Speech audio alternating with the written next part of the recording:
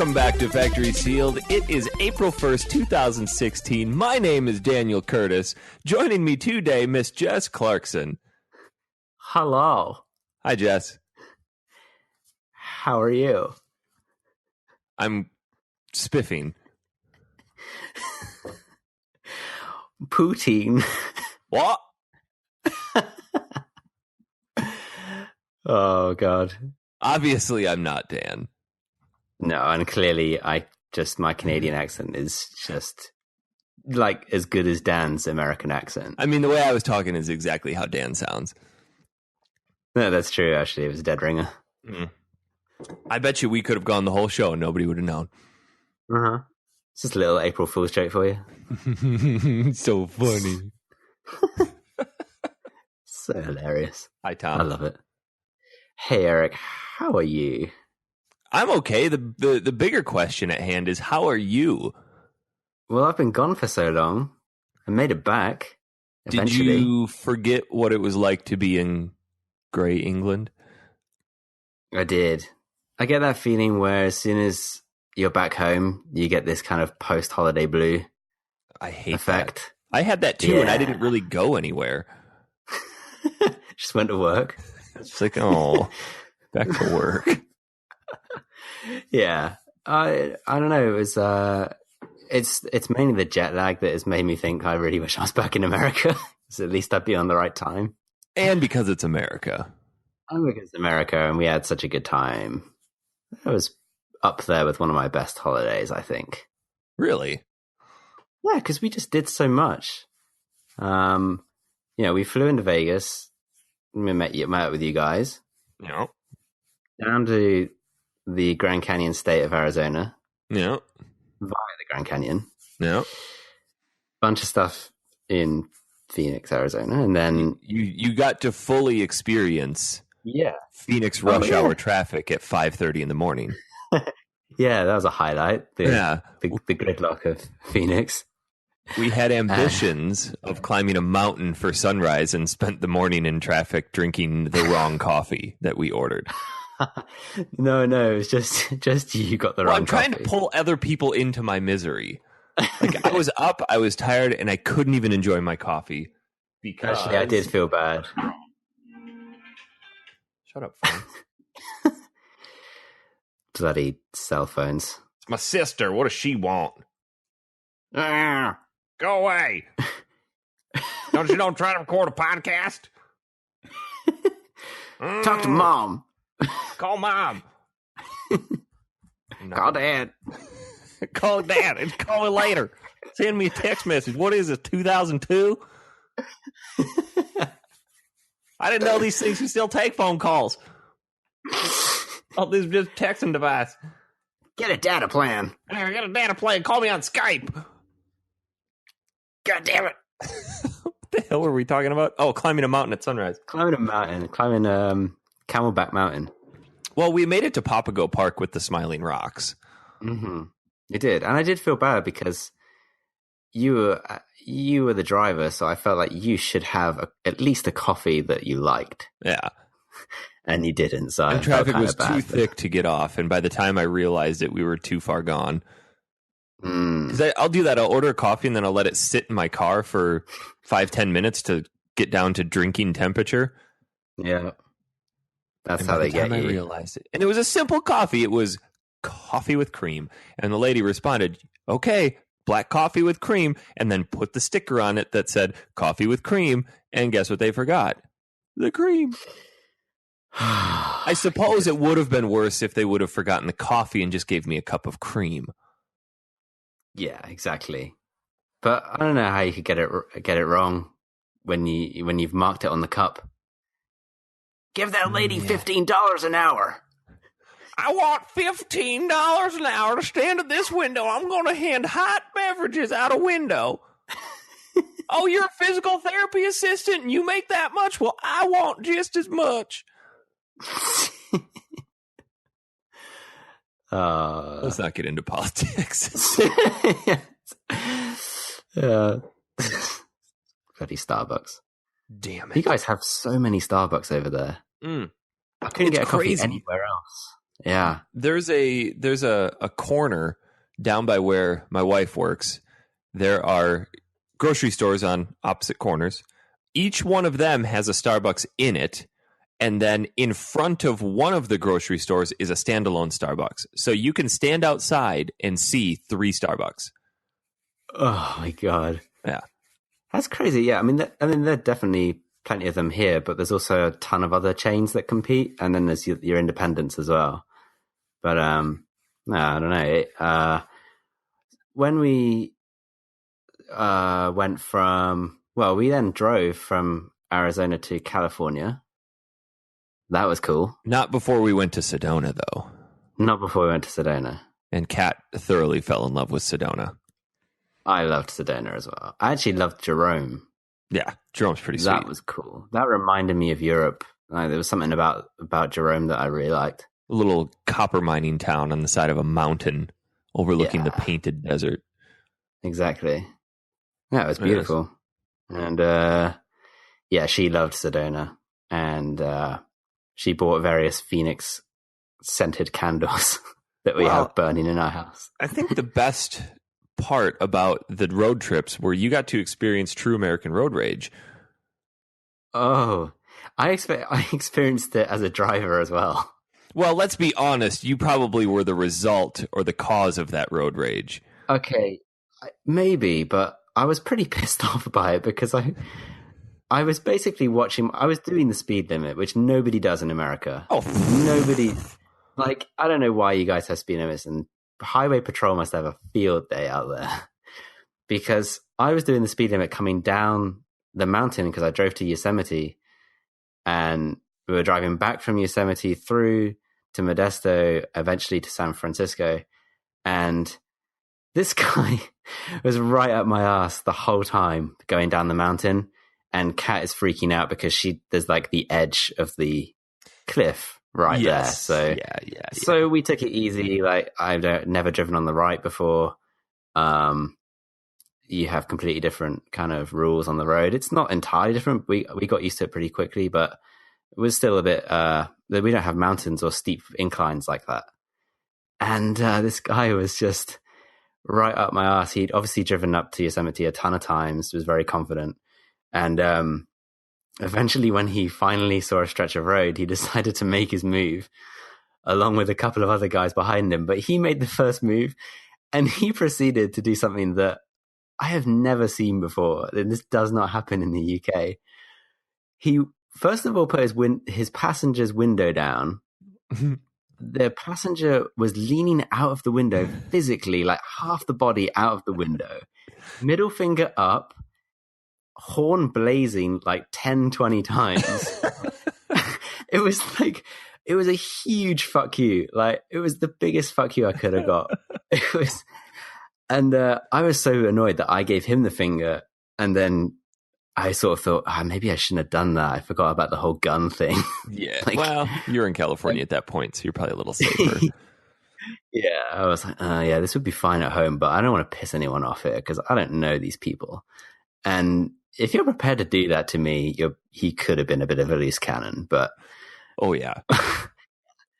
But then my first experience of San Francisco, we were walking through a Fisherman's Wharf, and then I was walking back in towards the city, we walked everywhere. We didn't take any public transport, which is pretty stupid because it was very hilly. Yeah, you guys probably got a good calf workout. Oh, definitely. It was cool, but the first thing that happened was I was walking through the city, and then I looked up, and there was a dude staggering in front of me, and he just whipped his cock out and started pissing. Oh my God. I'd never seen that before. Just a homeless dude. Yeah. He just was stood right in front of me, and he just started pissing. He only just missed me. Wow. And I was like, oh shit. Like, we get like homeless people in London for sure. But I'm sure that happens. Decency to go to a restaurant and use the facility. Yeah, most of the time. But then when I used to live in Camden, there was a guy who was sat on the steps of somebody else's house, and then he just started pissing into his jeans, and then the piss was rolling down the pavement, and everyone's just stepping over it. Like, I've seen some shit, but I've never seen an actual dick. Welcome to America. It was all right as well. It didn't look diseased. Looked all right. Well, it's what's on the inside that counts. It looked all right. He was fine, but he was just cracking on. But yeah, welcome to San Francisco. What'd you think of That's San why. Francisco? Um, it wasn't really what I expected. No. I don't know what I was expecting, to be honest with you, but it was really nice. It reminded me a lot of London, like a lot of the coffee shops and kind of like nice scenery and stuff, and yeah, just the people in general, like pretty multicultural, people from all over the world. Like we clearly weren't the only British people there, so it was less interesting that we were from somewhere else. It's a pretty popular place to go, but I couldn't believe how expensive it was. I got to admit, I knew it was expensive, but it almost matches London. Oh, I told you it is insane. You do not want to move to San Francisco. Yeah. Unless you are working and living in Silicon Valley and have a job that pays, you can't afford to live there. Yeah, totally. That's what I was thinking when I was walking around the grocery stores there. I was thinking, I can't afford much of this, to be honest with you. If these were the prices back home, I'd be screwed. We never pick up things and think, oh no, I won't get that in terms of food. Like, food is generally fairly affordable, but we were just walking down the Doritos aisle, like the chips and stuff, and a bag of Doritos was $5. Oof. It's like $5, and I was picking it up, looking at it, like, I cannot believe this. Like, London is expensive, but not by that much. No way. Yeah, and I don't understand why. I mean, Phoenix comparatively is dirt cheap. Things in Phoenix are super cheap. Yeah. Oh yeah, definitely. Like, I couldn't believe when we were in Target, which of course is should be a mention that I saw Target eventually, and Walmart. It was just as cool as I play it up to be. Yeah. It's the place where you pay a little bit more to avoid having to go to Walmart. Yeah, definitely. Yeah. But I feel like we should save the Walmart story for Sunday so you can share that with Dan. Oh, yeah. But I did take you to the Walmart where the store manager was murdered. Yes. But we'll quite something. We'll save that for Sunday. 2 days from now, you will have another show. Amazing. More content. Get some. Some has been gotten. So yeah, it was a good trip. We had a really good time. But then we were supposed to. Well, we flew back from San Francisco to Vegas to then fly back to London, because driving back to Vegas would have been just.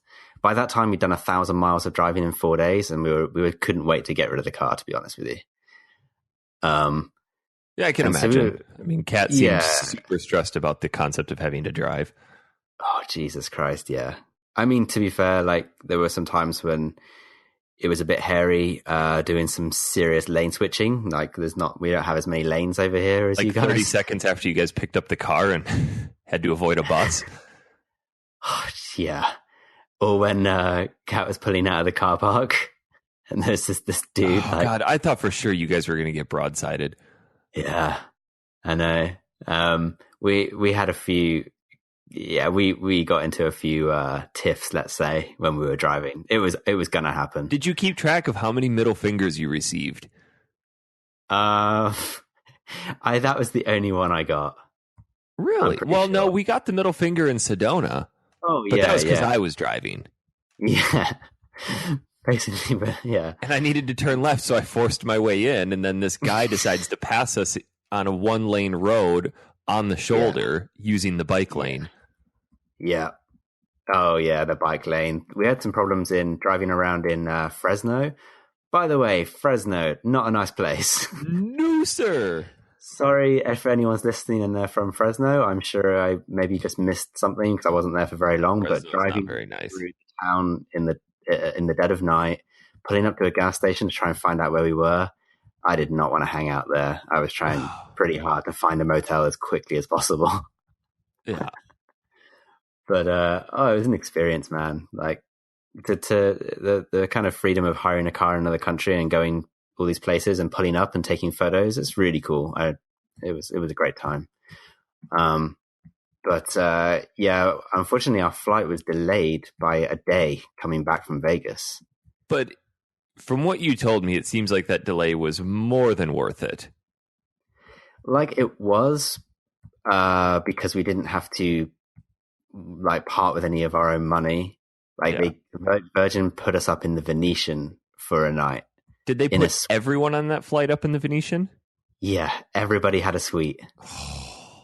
I mean, yeah, I don't know how much it is to stay there an evening. I think it might be maybe a couple of $100 or something, at least, because it's a suite. Yeah. And I think the flight was at least 300-400 people. Well, yeah, it's international. It's a big plane. Yeah, and it has 2 floors, like the plane. So, yeah, they said they were gonna put us up in the Tropicana, and then for some reason that didn't happen, and they were like, no, we're gonna put you in the Venetian because obviously all the rooms are gone and there's only suites left, and we have to put you up somewhere because the flight is delayed by so much and we can't expect you guys to pay. So there are some airlines that'll just say, well, you got to stay in the airport. I mean, I had to do that once. That's true. I think it's just because of it being maybe Virgin Atlantic has something in their policies or something, and it's a long flight too. I think what it boiled down to, the difference between mine and yours, is that mine was due to weather, and they don't accommodate for that. Yours was mechanical failure because the damn plane got struck by lightning. Yeah, that's it. I forgot to mention. Yeah, the plane on its way to Vegas from London got hit by lightning, landed, and then it was supposed to take us back to London, and they were like, no, the systems are all fucked. Which I was fine with. Like, I don't want to fly on a plane that may not be worthy of flight, you know? So yeah, by all means, put us up somewhere. Give me a bicycle and I'll bike back to London for that. Yeah. And he also gave us $50 to spend in the Venetian, which was pretty cool. Huh. But we didn't spend it. Like $50 in gambling money? Unfortunately, it was $50 credit to spend in the Venetian. Oh. So only in the restaurants that were owned by the Venetian. So you couldn't go to Starbucks. You couldn't charge it to the room. Oh. So there was nowhere we could go. We ended up going to some pancake place where the pancakes in there were like $10 each. Wow. It was super expensive because obviously it's in the Venetian, but we had no choice, and it was a bit annoying. But the server took so long to bring the pancakes out that we kind of kept mentioning, look, we don't have much time. This is really slow service. And she was like, okay, no worries. I'll comp the pancakes. So all we paid for were the coffees. So I was pretty happy about that. But, wow. But yeah, because at that point, like, most people were getting into a bit of a bad mood, when you've got like a ton of passengers that are delayed and delayed and delayed, and everyone just wants to get home. So yeah, all the companies, yeah, I wasn't that irritated. I was just playing on my PSP while everyone else is like, well, when's this flight gonna go? I can't wait to get on that plane and do nothing. Yeah. But we made it back, and I bought a San Francisco mug. Did you get one of those Starbucks ones? Yeah, I did. The location one. That's right, really nice. So sitting proudly next to the Phoenix one, which I think I prefer the Phoenix one. The Phoenix one is pretty cool. Sweet. Yeah. But overcoming the jet lag, huh? Yeah, that's been a bit of a bitch, because I went to bed last night at 7 p.m. just for a rest, and then woke up at 10 to midnight. I was like, fuck. I didn't mean to sleep that long, and then was up for about an hour. Then I went back to bed, and I woke up at 6:30. So not too bad. Like, I actually got a decent amount of sleep. So yeah, getting back into it. Yeah. I've never actually experienced true jet lag. I mean, when you travel from here to the Midwest and it's 2 hours, you don't really get it. Yeah, it's hard to explain. Like, it's a weird sickness that you get because your body is just so confused by the light and stuff. Yeah. And you just feel like hungry and tired and just. Well, Christy and I were talking about hitting London next spring, possibly. So we'll probably get to experience it then. Oh man, that would be so good. I would say we'd come this fall, but she'll still be. We'll still be fresh with new baby. Yeah, that's fair enough. The spring's a good time, actually. There's lots going on. Lots We'll have to do. how long of a drive is it up to Dan? To Dan, you're looking at probably maybe 5 hours. Oh, that's nothing. But it's not the same. Like, I finally managed to experience, now that I've experienced long distance driving in the US and the UK, I can see now why it's much easier for you guys to do long haul drives. So we drove to Fresno. That took 9 hours, I think. Okay. I have never, and I felt fine at the end. Like, I was tired. And we were pretty knackered, and I looked on the map, and I was pretty impressed with the ground we covered. There's But not I a was whole like, lot. yeah, but 9 hours that's quite a drive. I mean, if you do a 4-hour drive in the UK, you're wrecked. Really? Yeah, it's because we don't have like point to point. Like, I mean, I was on the same road to Fresno for like 70-80% of the way. Yeah. When you leave Phoenix to get out to LA, it's like 4 straight hours of barely turning. Yeah.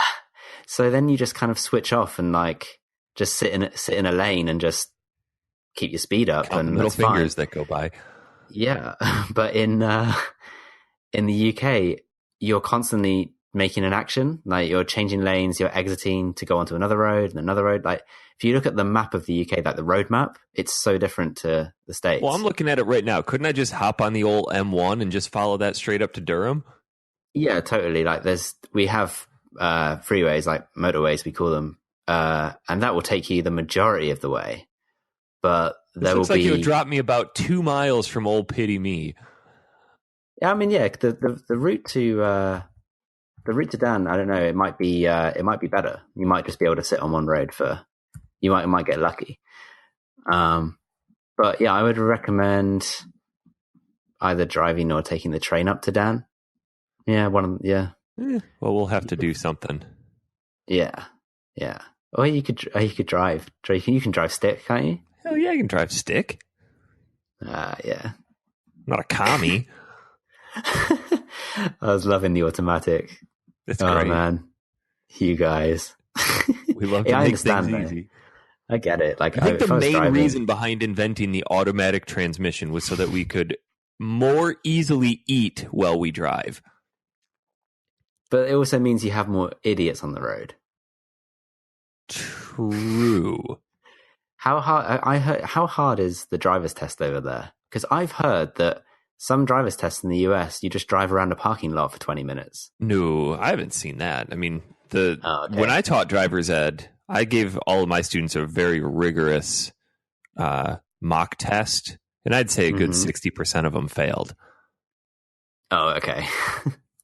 But is that they failed on observations mostly?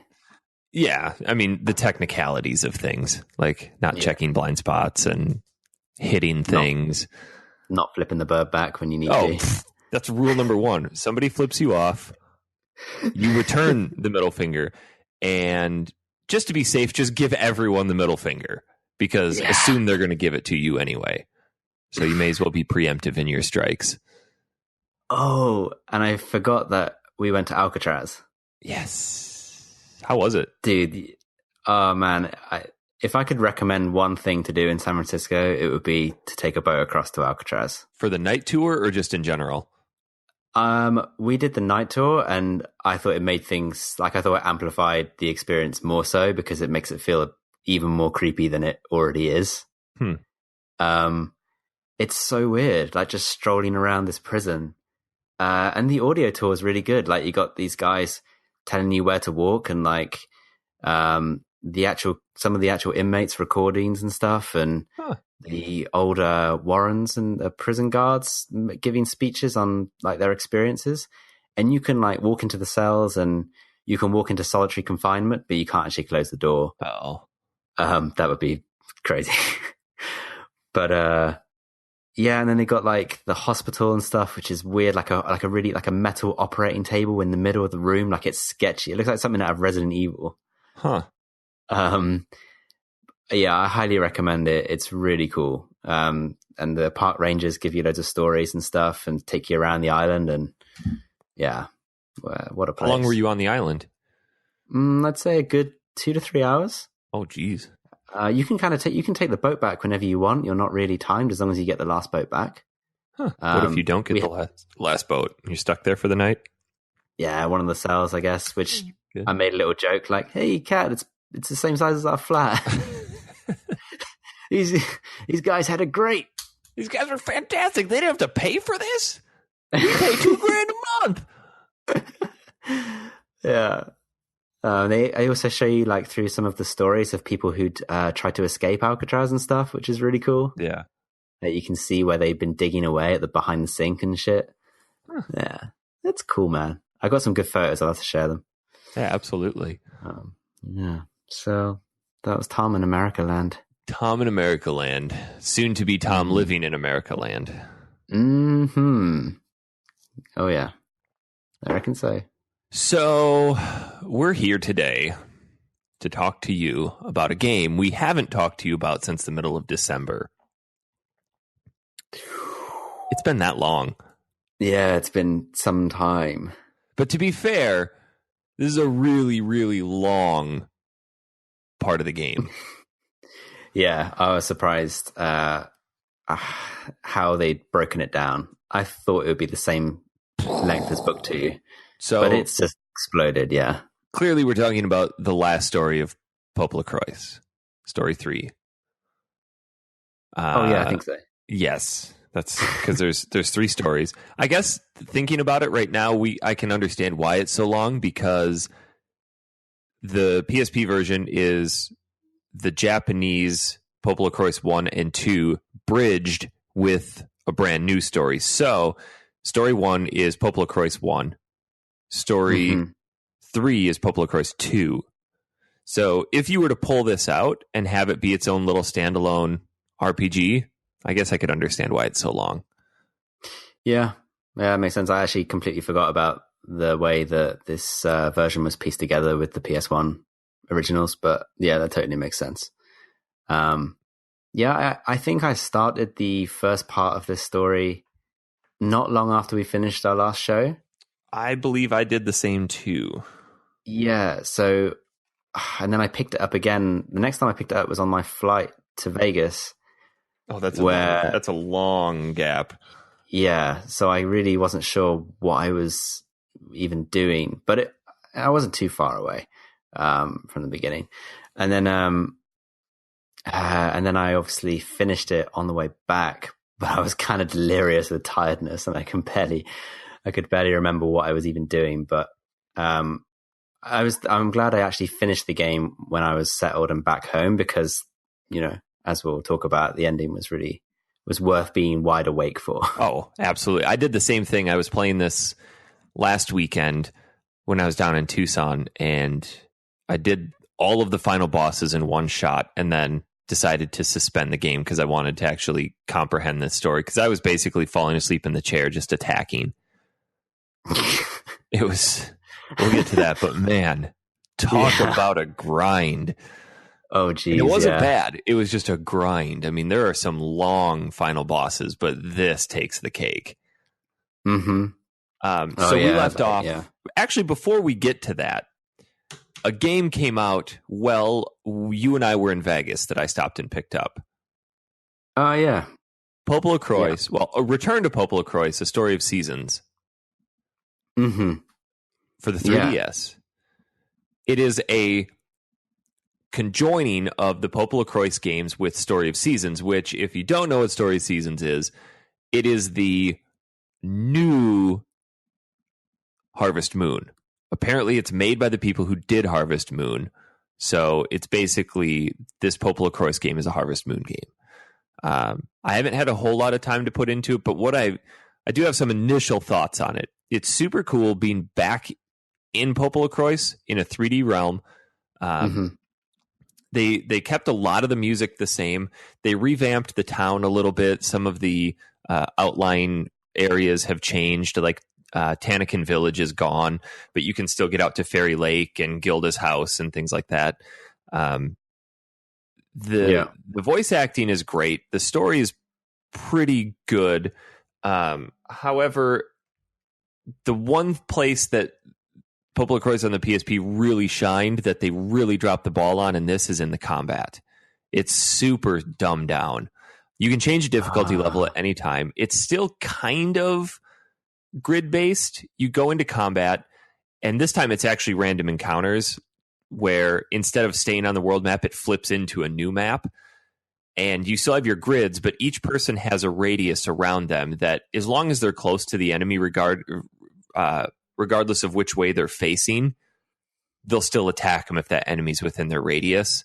So it takes a whole lot of the strategy out of the combat, and it's not very difficult at all. Okay. That's a shame, because they had something pretty, from my perspective, pretty unique with the original game. Like, I'd not played, I'm not a fan of grid-based, tactic-based battle systems, as I mentioned before in the previous shows. But this hybrid system that PoPoLoCrois has, including the kind of turn-based stuff, I really like it. I really got on board with it. I'm surprised they didn't keep it, because I thought it worked really well. Yeah, it's still technically there to an extent. It's just the battle music in the PSP version was really iconic. When you win, it was really iconic. This, it's just really cheesy, generic RPG combat music. It's like, if you kept some of the songs, like the main PoPoLoCrois town theme is still there. Clearly, you had the rights to the songs. Why didn't you just keep the combat song the same? Yeah, that's a shame. Like, because I've not heard the new battle music, but I imagine it's going to be some sort of like that kind of Japanesey electric guitar stuff. Is that what it is? Yeah, it's just not very memorable at all. It's actually more obnoxious than anything. Like, it not just pulling from PoPoLoCrois, but just if this were to be in any game, I'd look at it and go, oh, that's the best they could come up with? Have they still got the music from Gilda's Treehouse? I've only been there once. I want to say yes. I don't really recall. Iconic. The story itself is, I think it's actually pretty cool. It takes place, I think Pietro's 13. Okay, so after the events. Well, not really, because as we'll get into, story 3 takes place when Pietro's like 15 or 16. Yeah, of course. So this takes place roughly between PoPoLoCrois 1 and PoPoLoCrois 2, so technically during the time of that bridge story, or story 2 in the PSP version. PoPoLoCrois is visited by a lady called Marmella from the land of Galleryland. And there's this blight that's taking over the land and causing the ground to become barren. Can't grow crops, can't do anything. So she comes to PoPoLoCrois to recruit somebody to come back so she can teach them how to fight this this evil that's destroying the land. And Pietro volunteers to go. The king obviously is like, yeah, sure, whatever, go. Right as he's being teleported, they find out, oh, this is all a ruse, and this lady's the villain, and she wants to take over our land, and so on. And that's about where I stopped. But I barely got into the crop harvesting aspect of it. It seems pretty watered down. You get seeds from fighting in combat that you can go and plant, and you have to protect the land from this black blight. It's not super interesting. Like, it's nowhere near on par with what we're playing for the PSP, but it's kind of neat to go back to and be like, this is cool. You know, I know these characters, and I could see if somebody picked this game up having not played the PSP, this would be beyond generic and really bad. And it's that's been reflected in the reviews that I've read. The reviews that give it really high ratings, you can clearly tell these people have played the other PoPoLoCrois and they know the characters, they know the world, they enjoy it. Whereas the other ones that rate it low, it seems like they're coming into this fresh, not knowing anything. Yeah. Oh, it's cool. If anything, it makes PoPoLoCrois more relevant again, and maybe we'll see more in the future now, because this game, the PSP version, is 2006, I think. Yes. And we've had nothing really since, I believe. I mean, I think there was some PS2 stuff in Japan.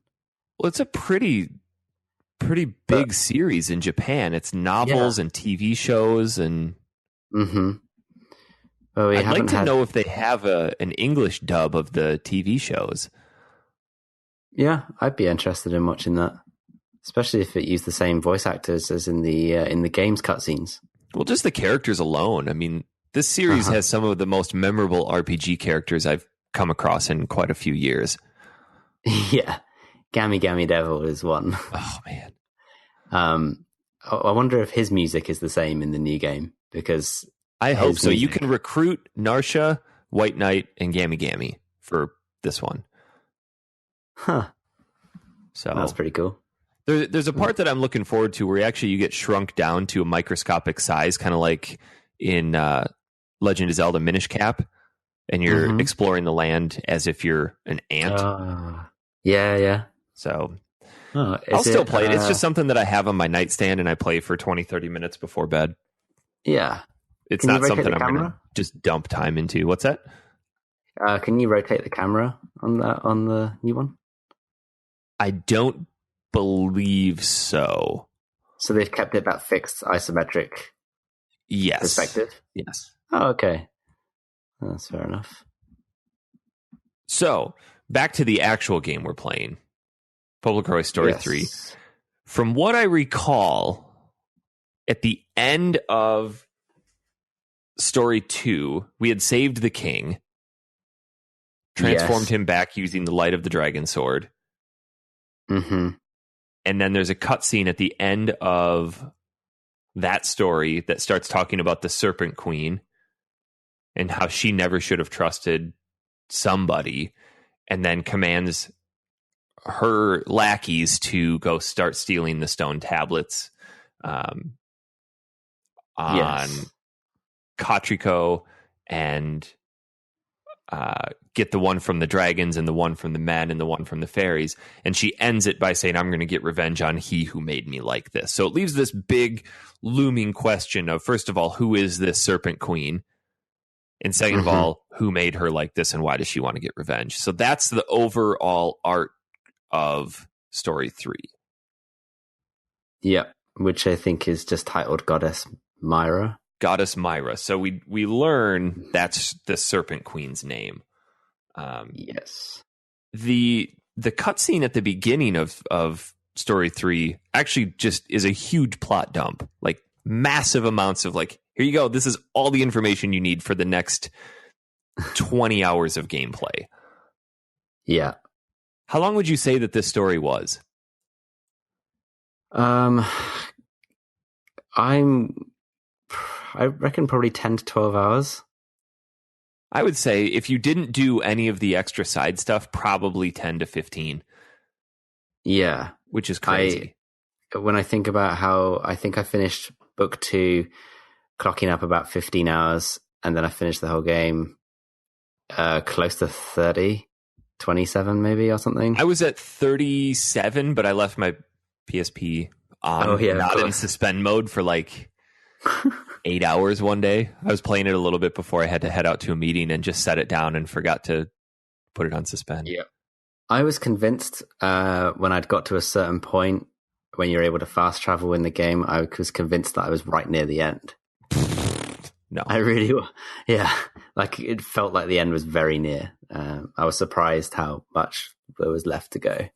We'll get to that. But so Goddess Maira, they give you at the beginning, obviously you discern more information as you go, but she lived in heaven and was one of the most beautiful but arrogant women or goddesses, and she cursed others who posed a threat to her beauty. So basically insecure. The king of the gods, Jarius, was it Jarius? Jarius? Jarius? I think it's Jarius. I think they pronounced it Jarius once. Was her father, and he punished her for her actions and her the way she treated everybody else. Yeah. And that punishment was changing her form and sending her to the world of darkness. Yes. And that's where she's waiting to get revenge on her father. And now that we, PoPoLoCrois et al., have restored Cotrico Island, she feels that time has come. Yeah, and then boom, the stories began. Boom. It's a great setup. I mean, it's even if you were to just jump into this game at this point, which I'm assuming a lot of people did when it first came out, like, hey, this is PoPoLoCrois 2. It's a good story. Yeah. Yeah, definitely.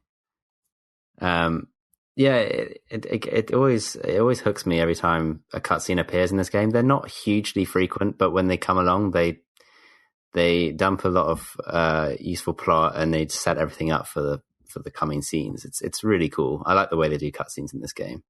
Oh, absolutely. It's like in Ni no Kuni when a cutscene shows up. Yeah, it's when it happens, it's like, oh, sweet, what's happening now? Like this, they don't happen too frequently and they don't run on for too long. It's a nice balance.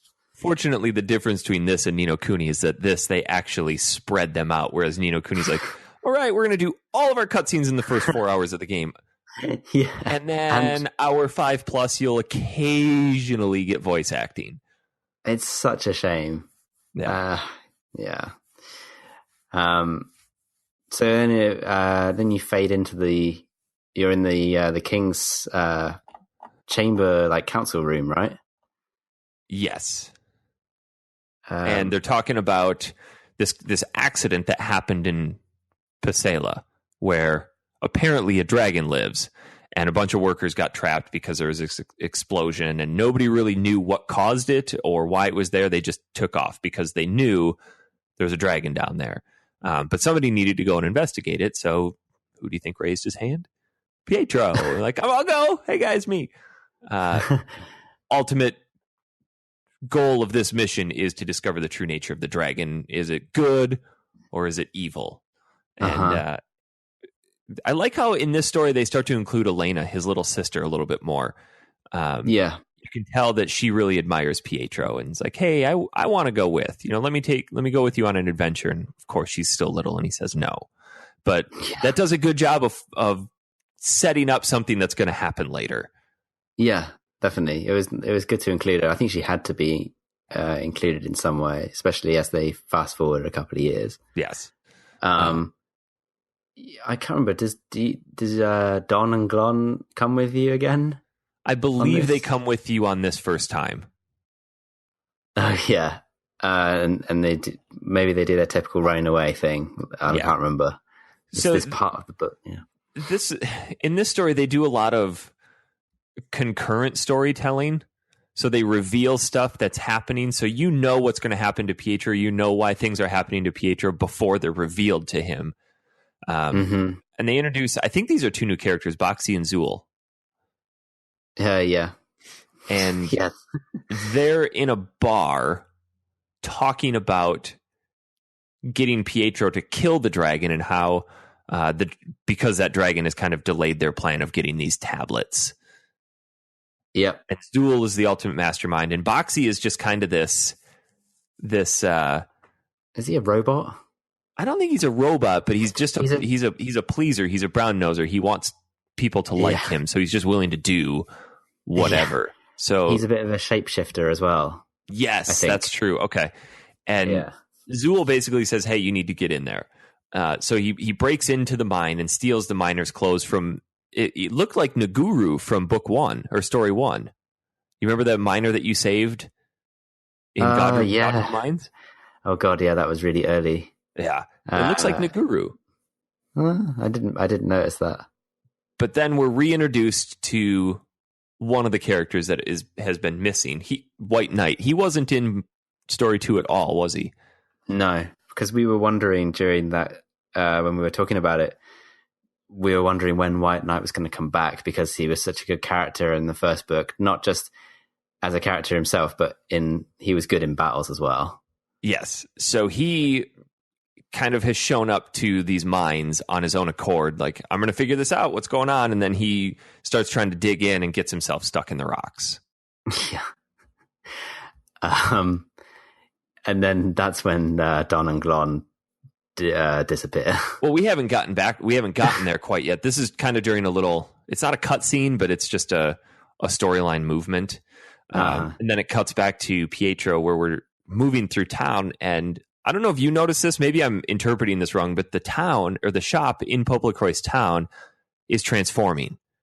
Oh yeah. It's getting like extra levels in the middle and the bottom. Right? Yeah, and it's becoming, every time you come back at certain points, there's new things added to it. Like it's got more electronics in it. And now there's a basement, and now there's a couple robots in there doing something. Is that Gammy Gammy Devils doing? I don't know, because if you talk to one of the robots, they're really confused as to why they're there. Yeah.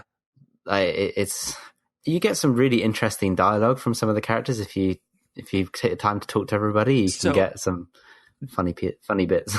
That's another thing I was going to tell you about the 3DS version, is that they really dropped the ball on the dialogue with people. When you're walking around town talking, they just all repeat one really uninteresting piece of dialogue. Whereas in this, everybody you talk to has some piece of information, or they open up and expand the world a little bit more. Even if it's not entirely relevant to the story at all, it still adds to the depth of this game.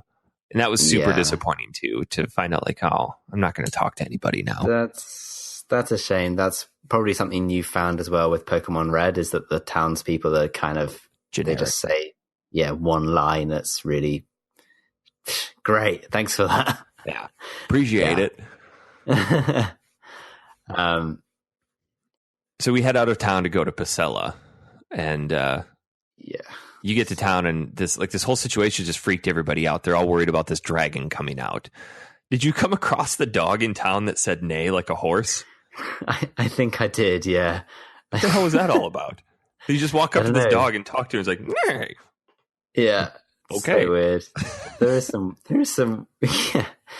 some of the dialogue is just hilarious, but even just giving a dog the noise of neigh, I mean, it's typical of this game at this point. It doesn't have to make sense, and they never explain why it doesn't make sense. So like, this is just what it is. It's a fairy tale. Deal with it. Exactly. Yeah, they definitely play on that a lot. I think what was really cool about what this game does to this point, you especially start to see it, is how they took what you saw and experienced in the first story and expanded upon it. Because you come to Pacella in the first story a few times, and there's a lot of things that you don't see, or a lot of things you don't do. Mm-hmm.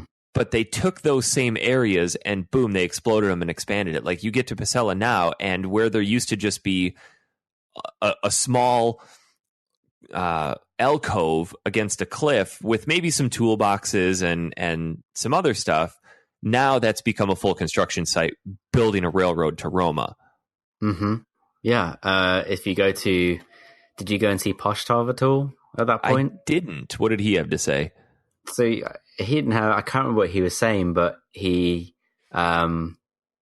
building a new plane. And so that model's in there. And he's kind of telling you that he hopes this one will be better than his previous one, that I think, if I remember rightly, we crash. Yes. In the story one. So he's doing stuff. And then he has, in book 2, he mentioned that he needed extra staff. And then if in that same room, you see he actually has an extra couple of people working. So it's like you say, they expand upon it. They have this like steady stream of progression, and no place is ever the same each time you revisit it, which is really nice, because they could easily repeat it, and it would be a bit overly repetitive, because you start in PoPoLoCrois Castle every time. So they've got to do something to make it a bit different. There are other games that do that, but I don't think I've seen one to the extent of this. I mean, yeah, pretty much every time you come back to PoPoLoCrois town, something has changed.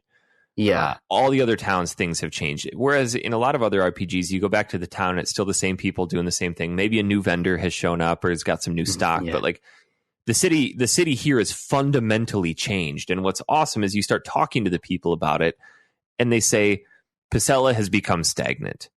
We're trying to make it more accessible. That's why we're building this railroad to Roma. Mm-hmm. And I think it's much later on, but in the same sort of breath, you can go to Pacella and Tarkanan Village when you're not necessarily supposed to. I think you're supposed to stay at the castle at this point, but I just went there anyway. And all the people are asking you about the recent events. Like everybody you talk to has something completely different to say based on the previous events. Which in the is story, crazy to think about, that they went through and took the time to generate dialogue for people that there's a huge chance it's never going to get read. Yeah, exactly. You could easily miss that. Like you didn't see Poshtov at that point in the story, so you would have missed that dialogue, but you would have maybe seen other bits that I hadn't seen. Well, it just adds that extra layer of depth to an RPG that not many take the effort to do. Agreed. So you pop into the cave, and you see White Knight's feet, or you see some feet sticking out of the rubble. Don and Glon run away thinking it's an enemy. And you end up going to pull him out and find out, hey, it's White Knight, and he joins your party. Yes. As you progress through the cave, you come across Boxy, who's in the process of being eaten by this dragon, but he stabs the dragon with a poison needle, which in turn enrages the dragon and becomes your first boss fight. Granted, this was December when I fought this guy, but I remember him not attacking you. No, he doesn't. Yeah, you're right. I do remember now. Was this the good dragon?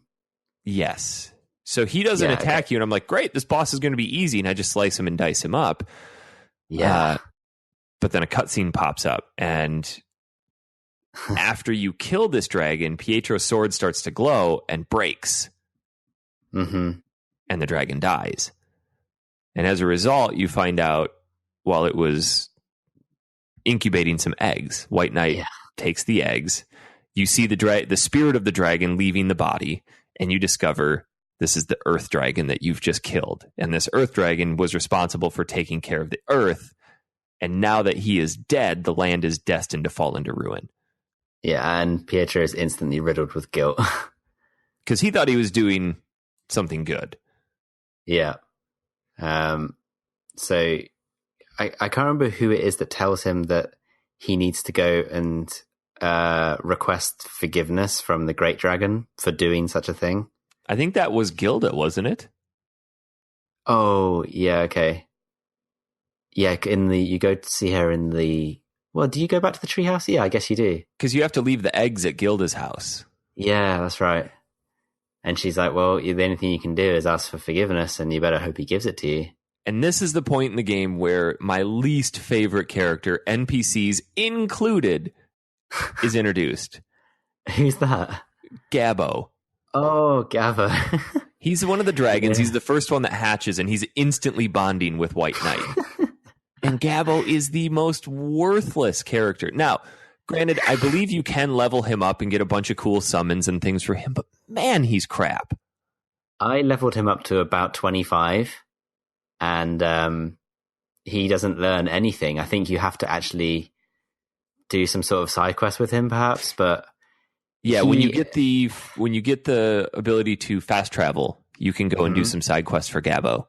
Okay, I didn't know that.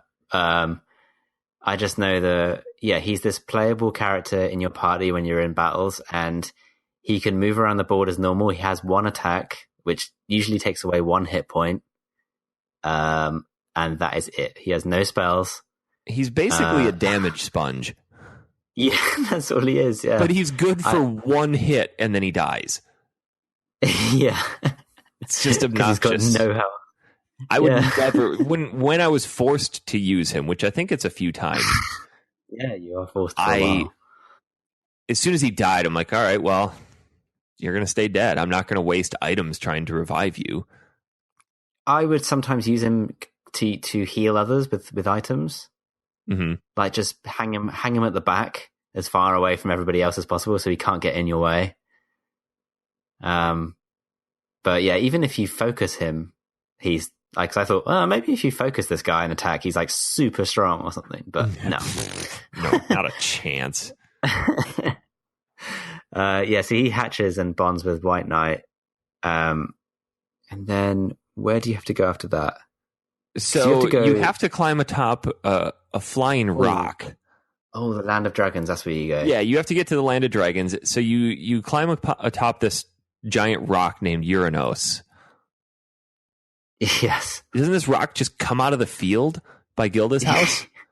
Yeah. And it's usually reserved for fairies and witches. And you climb on this rock, and he's like, I'm going to take you to the land of dragons. And he drops you off at this village called Mansell Village, which I thought was really cool. It's what I imagine Holland would look like, except way up in the sky. Tons of windmills. Not very interesting. People there don't really have a whole lot to say. No. But you just want to talk to you about windmills. What's that? That's all they want to talk to you about is windmills. Yeah, that's it. Grinding up the grain. Yeah. You come across two paths, one to the Uranus Tower and... Oh, wait, no. Uranus is the name of the rock that Mansell Village is on. Yep. So how do you get up there? I forgot. I think you're right. I think there are two paths. No, I'm just saying, how did we get up there? Because I don't think Uranus is the rock that took us there. It could be. It's back. It might be. It's too far along to remember. Yeah. There are two paths: one to the tower, one to the land of dragons. Yeah. And obviously, we want to go to the land of dragons to see the great dragon. Yes. Yeah.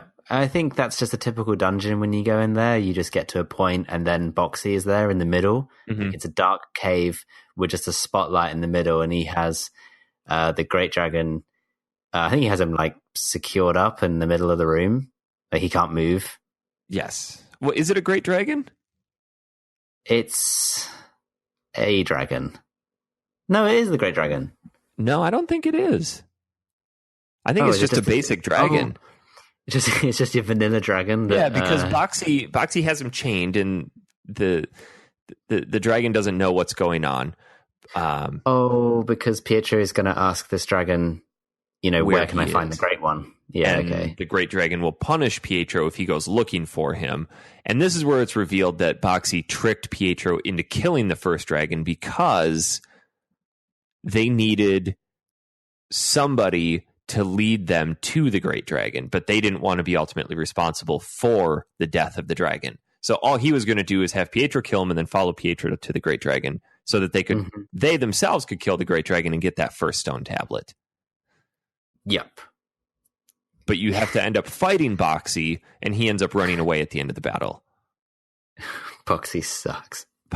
Yeah. So this dragon that you save is named Gilbert. Ah, yeah, that's Gilbert. Who eventually becomes your fast travel dragon later in the game. So you tell him what's going on. He understands and says, I'm going to take you to see the great dragon. So he's got a little bit of sympathy and says, hey, maybe he'll understand. Let's go see him. The Land of Dragons is actually pretty cool. It's this big rocky area, a lot of fog, and they're just random dragons scattered all over the place. And they mostly talk in riddles. But one of them gives you an orb that... Oh. I don't know that orb. I talked to all of them, and I got one item from all of them. Oh, I don't think I spoke to all of them. I don't remember getting any orbs. Do you remember what orb it was at all? I don't. I think it was just a summon orb. Oh, okay. Yeah, they're just these massive dragons just sitting around in different... You can easily miss all of them. Oh, yeah. Apart from maybe the first one. Yeah, and you get to the Great Dragon. Is that like up a massive flight of stairs or something to a big building? Yeah. I can't remember. Yeah. And he already knows of Pietro. And he's pretty blunt about like, hey, this is what's got to happen. Yeah. I like what he calls him, though. Like, he doesn't refer to him as Prince Pietro or anything. He's like, hey, Dragon Killer. He's like, this is what you are. We're not going to beat around the bush. Yeah. He makes Pietro feel awful. Oh, yeah.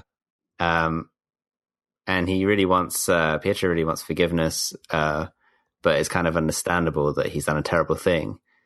And the way the dialogue was going, I was like, I'm not sure if he's actually going to forgive him. No, I didn't think he was, because he's like a dragon's fang for a dragon's fang. Yeah. Oh, you're going to have to like exchange your life for the dragon's life. And Pietro, because he's a noble, decent human being who's like taken full responsibility, agrees. Yeah. And White Knight is like, no, no, Prince Pietro, you can't do it. And Good old Narcia White Knight. Yeah, and like White Knight's on his knees, like, take me instead. And then I think, the the Great Dragon recognizes the sacrifices that Pietro and his friends are willing to make. So he suggests, well, a light goes off in the distance, and Gabbo is there, because remember, Gabbo is still in your party, and he's a dragon. So I forgot. this light appears, and it's actually the Earth Dragon begging for their lives, and that is ultimately what sways the Great Dragon to spare them, because at this point in the game, we learn even more about Pietro. So we know that his dad married Sonia, who was a dragon turned human. Yep. And nursed her back to health. And they had Pietro. Well, the Great Dragon is Sonia's father, making Pietro his grandson. Yep. So he was about to kill his own grandson. That would have been pretty harrowing. And recognizes that. So he says, I'm going to repair your sword. Now you must collect 3 orbs to unlock the true power of the sword. Yep. And then you head back to Gilda's, where it always seems like you end stories at Gilda's house. Yeah. It's like going to Grandma's for pie and cookies. Hey, guys, let's reflect on our vacation. And so went to see the old Great Dragon, and he said, collect some orbs and come here. We're going to go look at them dragons hatching. So White Knight obviously doesn't hate Gabbo as much as we do. So he stays there because Gilda's a little bit overwhelmed with a bunch of hatchling dragons. Mm-hmm. And that's the end of that book. It's pretty short, actually. Oh yeah, that one wasn't long at all. Maybe an hour or two.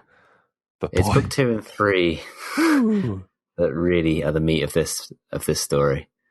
I mean, things start to clip along pretty well here. It's just there's a lot going on. So book 2 is called Goddess Maira Sealed Within, and starts off with a cutscene where there's this fair or this circus in town called the Zool Circus. And that should be a tip-off right there. Like, hey, guys, this is Zool. I mean, people of PoPoLoCrois don't know that, but we do. Showing off the Black Lion acrobatics. And as you're walking around town talking to people, there's a rumor going around that they're giving away free tickets to the night show, which we know is all just going to be a ruse by Zool. And I got the impression that there was a real circus in town, and then there was also Zool's circus in town.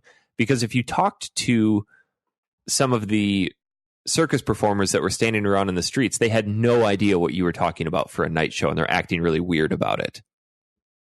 Oh, really? I thought there was just that circus. I didn't realize there was anything but Zool's. And I didn't. It could have just been them not really knowing what they were talking about, but I thought that was really weird that they had specific circus actors acting weird enough for me to make a note about it. Okay. I couldn't find the circus for ages. Oh, because you never go out the western side of town. Exactly. I actually ran out and went to like Tackling Village and spoke to the guys there, and they're like, "Oh, I can't wait for the circus later." And I'm like, "Yeah, where the fuck is it? Just give me a flyer." Like, someone tell me where's this? Yeah. So yeah, you eventually. I think once you get to the circus, there's a cutscene, right? Well, you have to actually go and ask Narcia if she wants to go with you. And along the way, if you talk to people, they're just grilling you over dating Narcia. And it makes him super uncomfortable. But then there's a cutscene where you see the Black Lion being whipped, and it doesn't look like it wants to be there and do the tricks, and like it's just at the breaking point. Yeah. Which kind of foreshadows a lot of major events coming up. But after, like, Pietro and Narcia are really enamored with the circus, and afterwards they're outside, and I like their love story. Like, let's just get that out of the way. It started out as really cutesy and kiddie, but like, I really like Pietro and Narcia's story. Yeah, it's like we were saying earlier, that as the stories change, as we go into extra chapters and the passing of time is in effect, their relationship evolves and their dialogue changes, and they become closer and like kind of there's always this kind of to-ing and fro-ing, like are they, aren't they, going to kind of be together, but they're still kids, of course, so they're still unsure of each other, and it's a really nice tale, like their story. It's really, I feel like PoPoLoCrois in general is a lot of it is about Narcia and Pietro's story, like their tale together. Well, and I think everybody can relate to it because everybody's had that first crush. Mm-hmm. And this does a fantastic job of capturing the awkwardness of that first crush. And like, do they know? I'm sure they know, but I don't want to say anything. And like you said, the story one, they're like 10. And let's remove this from the fact that this takes place in, we'll call it medieval times. Life expectancy was probably a lot shorter then. So, despite the king being super old, but people matured at a different rate or different expectations. So we can't put our societal expectations on them like, oh, they're only 13, gross, they shouldn't be dating and thinking about that. And true. It's interesting to just watch that relationship evolve from like this cute little kid crush to now we're developing into, this might be an actual relationship that they're developing, because after this circus, they're outside and they see a shooting star and they both make a wish on it. And Pietro gives Narcia a pendant. And in turn, Narcia gives Pietro a kiss, which is the first sort of romantic gesture between the two of them. Yes. And it just kind of leaves it at that. Does Pietro go kind of red? Yes. And then it clips over to the middle of the night where Elena comes and wakes up Pietro in bed and is like, hey, Pietro, I had a really bad dream that you weren't there. And she wants to sleep with him and, hold my hand. Like just typical brother-sister thing. Like she really looks up to him. But in the morning, Pietro wakes up and she's gone. And you see this cutscene of all these kids walking out of town towards the circus. And they all seem like they're possessed and sleepwalking. And Pietro heads down to the king's court and all the townspeople are there screaming at the king, like, where are my kids? And why is the circus missing? So obviously Pietro goes to find them.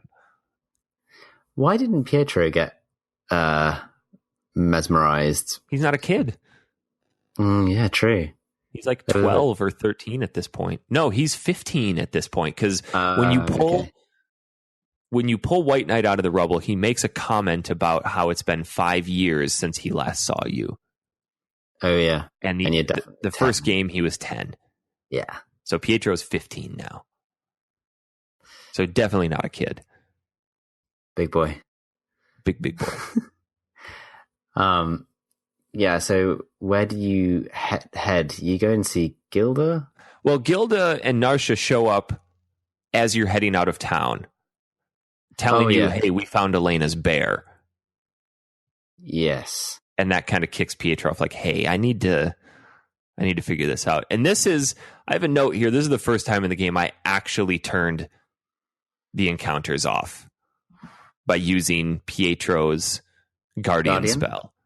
Because every time you start in PoPoLoCrois, you have to head out into the field and you're still fighting level 1 enemies over and over and over and over. It's just way too tedious. It's moments as soon as you leave the castle that you get straight into the first battle, and it's like the bears with a rubber tire and the praying mantises with the baseball bats. Yeah, it's cool, but it's like I did this 20 hours ago. Leave me alone. Yeah, and you're going to get no experience for it. So yeah, I think I did the same because it's a long walk to Pesela. Yes, which is super frustrating. Why they still haven't incorporated fast travel? Yeah, I mean, even like, hey, this is an inn. Let's go between the inns. Or just have a caravan outside.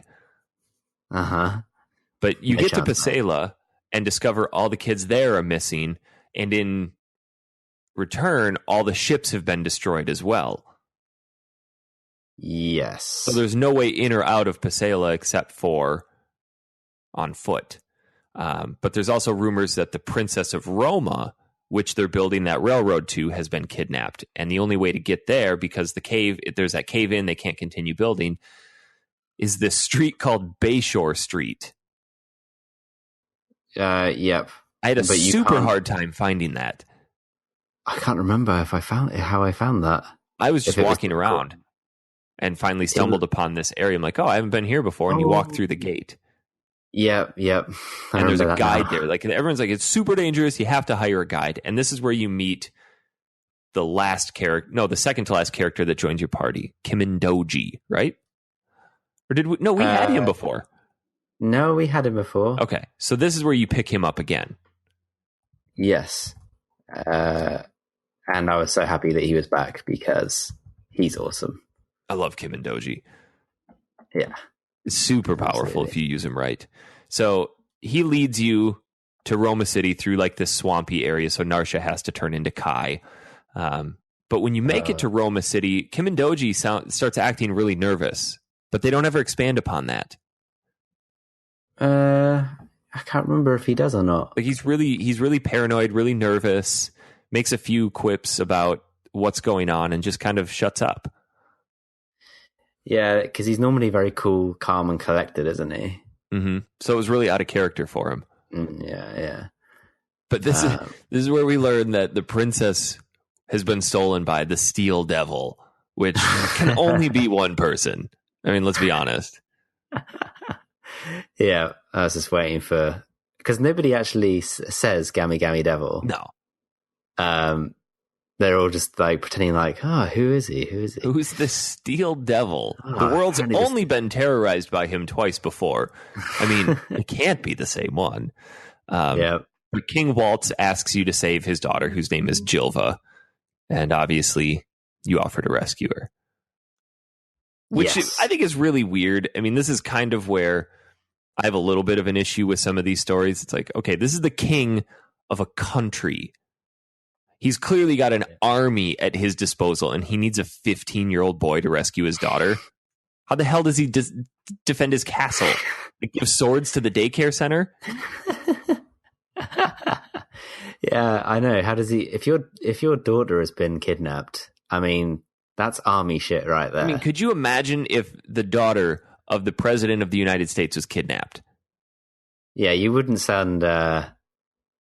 You wouldn't call up the Pietro. local high school and be like, "Hey, give me your noblest freshman.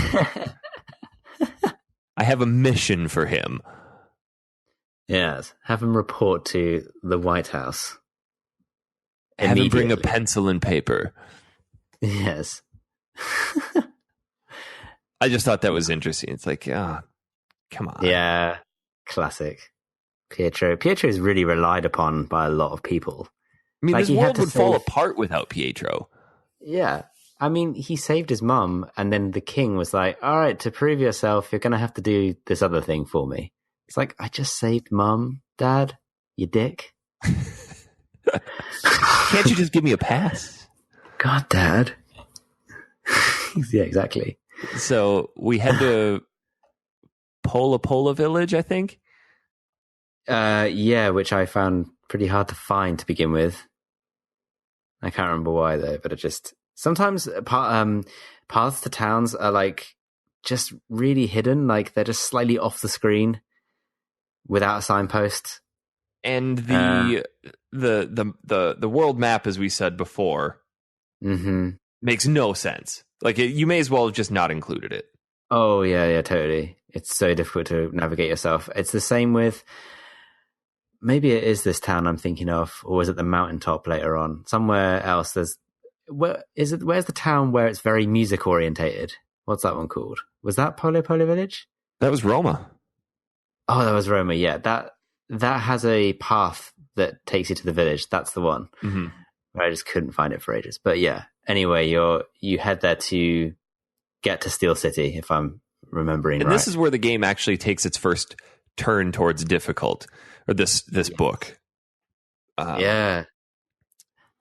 All the villagers have been kidnapped from PoPoLoCrois Village, but in the process, you find Steel City. And here you find all of the villagers from PoPoLoCrois. They don't understand why they're here. They just know they can't leave. Yeah. And it's a huge, complex maze that you have to get through to get to Steel Devil. It's basically just wandering around hoping you find the right combination of switches and corners and lifts to take to get to where you need to go. But in the end, you stumble into a room where you find Jilva, who looks suspiciously like Narcia being fed carrots and peppers. It's so weird. Why? Yeah.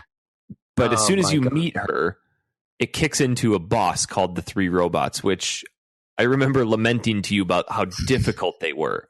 I think I fought them 10 times. I couldn't believe how many times you fought them. I beat them first time. They weren't by any means easy, but I don't know. I just didn't seem to have much problem. It was because because obviously they're robots, so it was using all my lightning attacks that were fully focused, and that was hitting them for like 700 to 1,000 HP each time. Well, I think that's exactly the thing that I wasn't doing. Is it had been so long. I mean, 4 months. Let's be honest. It had been since December that I'd had a difficult boss battle that I forgot to use focus. So I'm walking in trying to fight these things, and I'm just running out. Like, I'm constantly having to heal and revive, and they gang up on you, and they circle around you and just destroy you. But as soon as you're like, dude, are you using focus? Like, oh, fuck. And I beat him that next try. Jeez, Eric.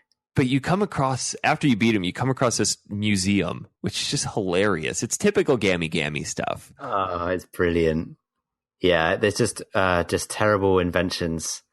If you click on each one, it gives you a little description of it. And then I think at the bottom of each one, it says like no longer in production or never made it to production. Yeah. Like just all this money he's dumped into creating the inventions. And then there's also a room with like a customer support area where people are calling in to the Steel City. Oh, to talk about their Gammy Devil souvenirs. To talk about their Gammy Devil souvenirs, like the dolls and stuff. Like the doll has been spewing out profanities to their children and his parents complaining, and like the dialogue's great. And you'd easily miss this stuff if you didn't see these rooms. Like they are by no means mandatory. It's all self-serving to Gammy. Like you can tell he's just got this gigantic ego that doesn't quite fit him. Oh, yeah, he's such a fantastic character. The amount of times you save him, the amount of times you're nice to him, and he just won't give way. Yeah, so you get to the Steel Devil, and it turns out clearly, obviously, it's Gammy. And after you beat him, he's like, you want to ask him for his help. He's like, I'm going to blow up the castle. I mean, everything is just all about instant self-destruction. He's blown up every one of his castles so far. So instead, he would rather destroy his castle and everybody in it than help you. Because you, Pietro, the stupid boy prince, asked him for help. Yeah. And here Kai returns back to Narcia, but it's too late. The castle's already going to explode. So Gammy takes off. There's a big explosion. You escape via the trash chute and end up back in Roma Castle, where Jilva meets back up with her dad. And there's a cool little cutscene where Pietro and Narcia are sitting on a bed talking, and Don and Glon interrupt them and have a conversation with each other. And I think Don looks at Glon. He's like, of course Prince Pietro doesn't play patty cake. It's like, okay, what were they expecting to walk in on? Yeah. Oh, yeah, I remember that now. This is just a neat little thing. Like, they're kids that you can tell this is on their mind, but the parents don't want to, or the adults don't want to recognize it. Like, hey, these people are at this stage. Yeah. But there's still no sign of kids anywhere in town. And Gilda shows up and says, hey, found them. They're on Cotrico Island, and the White Knight has already left to go and help. Yeah, so you need to get to the boat. That took me a while to find. On Cotrico Island? No, at Roma. Oh, no, at Roma, yeah. It was south, like really far south. I actually knew where it was because I accidentally went there before going to Steel City. Okay. I actually ended up going down there because I was looking for that path to get there, or to get to Popo Village. And the guy was like, you can talk to the guy who's standing by the boat, but you obviously can't get on. And he's like, you can come back here later. Yeah. It's really like funny little jibe to, you'll be back here. Don't worry about it.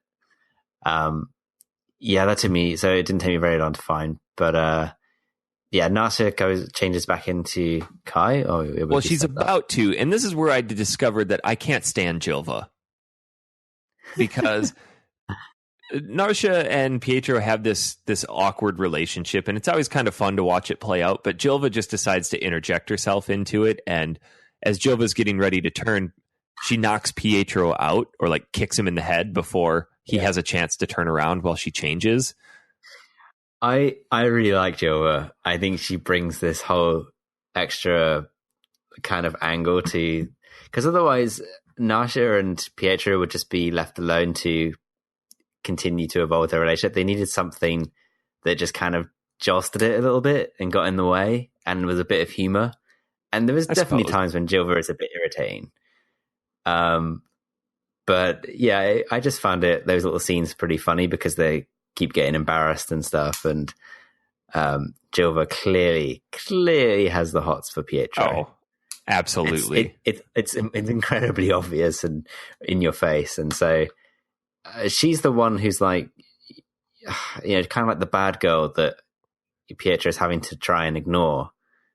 And Narcia's kind of like just stepping in the background and like, they kind of like plays a lot on you see that in films quite a lot, you get this kind of like bad girl with the attitude who's like always trying to get the guy, but he knows that he should be with someone where, beauty is on the inside. And they even allude to that later on. Jilva falls into that category of she's really hot and she'd probably be a ton of fun, but she's probably not the right one for you. Yeah, totally. So that's why I think that kind of works. But I guess there's no doubt she's annoying. Yeah, I guess from that perspective, I can understand that. So Kotriko Island, you see this new character named Garp working with Zool, looking for a certain room, obviously the room with the tablet. And then Boxy filling him in about, hey, I got rid of the Earth Dragon, so we're clear to go and do all of this. And as you start digging into the mines under Kotriko Island, you find a lot of what looks like little gabos or goblins digging, and Jilva one of them tries to get really close to Pietro. So Jilva kicks it and knocks it out, which comes into play a little later.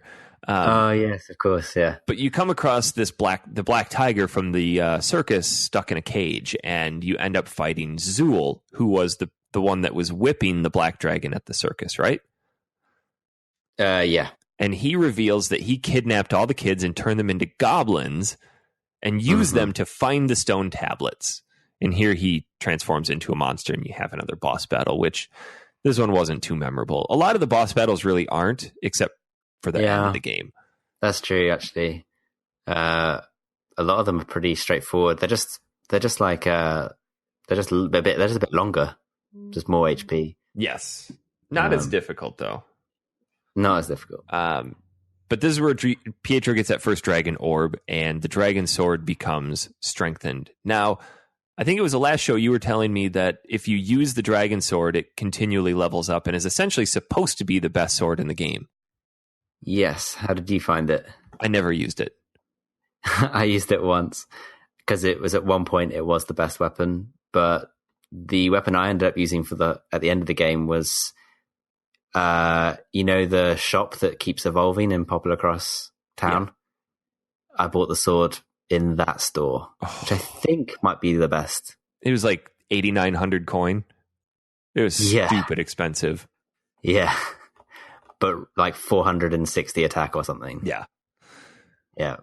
After you beat him, the Black Lion, the curse is broken on the Black Lion, and the lion transforms into a human girl named Leona.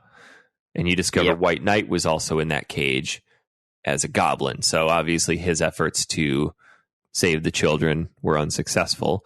And at that time, Elena runs into the room and gives Pietro a hug and is clearly the little goblin that Jilva kicked earlier. Yeah. And Gammy makes a phenomenal comment here. I don't remember it. He starts. I think Jilva, for some reason, kicked him too because he made a stupid comment, and that knocks him a little senseless. So he starts making comments about having kids with Narcia. Yeah. Oh God. Yeah, I remember that now. Which is a little weird because Gammy Gammy's a super old man and Narcia's 15. Yeah, isn't he kind of not asleep, but kind of in a daze? Yeah. Yeah, and he's just mumbling. But he's got a crush on Narcia. Yeah. He's always made that apparent because when you're on the boat, before we got to Catrico Island, you see Gammy Gammy drifting in his ship that he crashed in, and he offers to help, but only for Narcia. But he only offers to help you after his own boat starts to sink. It's like, yeah, I'll help you. Yeah. Love it. He's such a fun character. So you leave and go and examine the stone tablet or where it's supposed to be, but Maira appears, attacks Pietro, and takes him away. Mm-hmm. And just makes a comment that, like, hey, Jarius is coming back to humiliate me again. I need to do something about this. So now you're stuck without Pietro. Oh, you're just Pietro on his own? No, you don't have him. Oh, he's gone. Yes, he's out of your party. Because then you're in the land of the gods. Yes. Just running around. It's like a kind of like an ice-like platforms that you're running around with just like clouds in the background. Yeah, you're basically up in the sky. And you come across giant stone gods. The different gods like victory, courage, knowledge, love, luck. And you eventually come across Jarius, who is the ruler of all the gods. I went through and talked to some of them. It didn't really seem too pertinent, and it was a lot of backtracking through to get to other gods, and like it's just. I spoke to all of them just because I ended up it was trial and error trying to find Jarius. Oh yeah, I think I just stumbled upon him. Got lucky because there wasn't anything useful for the other ones to say. Yeah, and you come across Jarius, and Pietro is actually with him, and Jarius is like, "Hey, some sort of evil's got a hold of his mind." And it's a curse from my daughter, Maira. To which then Jova does the only thing she knows how to do and attacks the statue, which does nothing, because Jarius is a giant statue. Yes. And this is where he tells the story about, like, delves further into Maira's story, right? Yeah, he basically talks about how that she's entranced by her own beauty and stuff like that. Because she stole the stone tablets from the lands of the gods. Yes. To use for herself. Yeah, she just became super selfish. Yes. An absolute bitch. So he banished her. And in the process was so overcome with grief that he turned himself to stone since he couldn't find it in him to forgive her. Which is pretty incredible. Yeah. Like, I'm going to banish you and then banish myself. But he can come back only when she comes back. Mm-hmm. But apparently her heart is so closed because she's looking to revive, who we're now introduced to the overall boss of the game called Barbaron. Yes. He's like this ultimate evil that was born in the days of chaos and can only be beaten collectively when the humans, the gods, and the fairies join powers. Yep. So they're kind of like, hey, how are we going to do this? We need Pietro. And Narcia's like, I'll do anything for him. So Jarius gives her a leaf. Just a leaf. Here you go. Here's a leaf. I can't remember him giving her a leaf. Yeah, and says, you need to find Maira's lost heart. And that's when they leave the land of the gods and head back to the castle. And they're in Pietro's room. Yes, that's right. Sonia and Elena are there. Everyone's super sad about what's going on. Pietro's he's out. He's in a coma. And Narcia comes in and is like, hey, Jarius gave me this leaf. Let's see what it does. So she puts it on his head, and it does exactly what you think it would do. Nothing. Yeah. I was surprised. I actually thought it would revive him. Well, it flips into a cutscene where Narcia is having a mental breakdown. She doesn't understand why all this is happening and is crying over the top of Pietro while she's embracing this pendant that he gave her. Yeah. And these tears start streaming down her face and fall onto Pietro's face and ultimately onto the leaf, which has a reaction, and the Pietro starts to wake up, and both Narcia and Jilva just go crazy. Like, hey, he's awake. And that's where that book ends. Boom. Yeah, she cries her eyes out for ages. It's pretty emotional. From here on out, this game really tugs at the heartstrings. I mean, just talking about it, I guess, really isn't gonna convey that sense of emotion, but you're spending time with these characters. It's kind of akin to that moment when we all played Final Fantasy VII and Ares was killed. Yeah, exactly.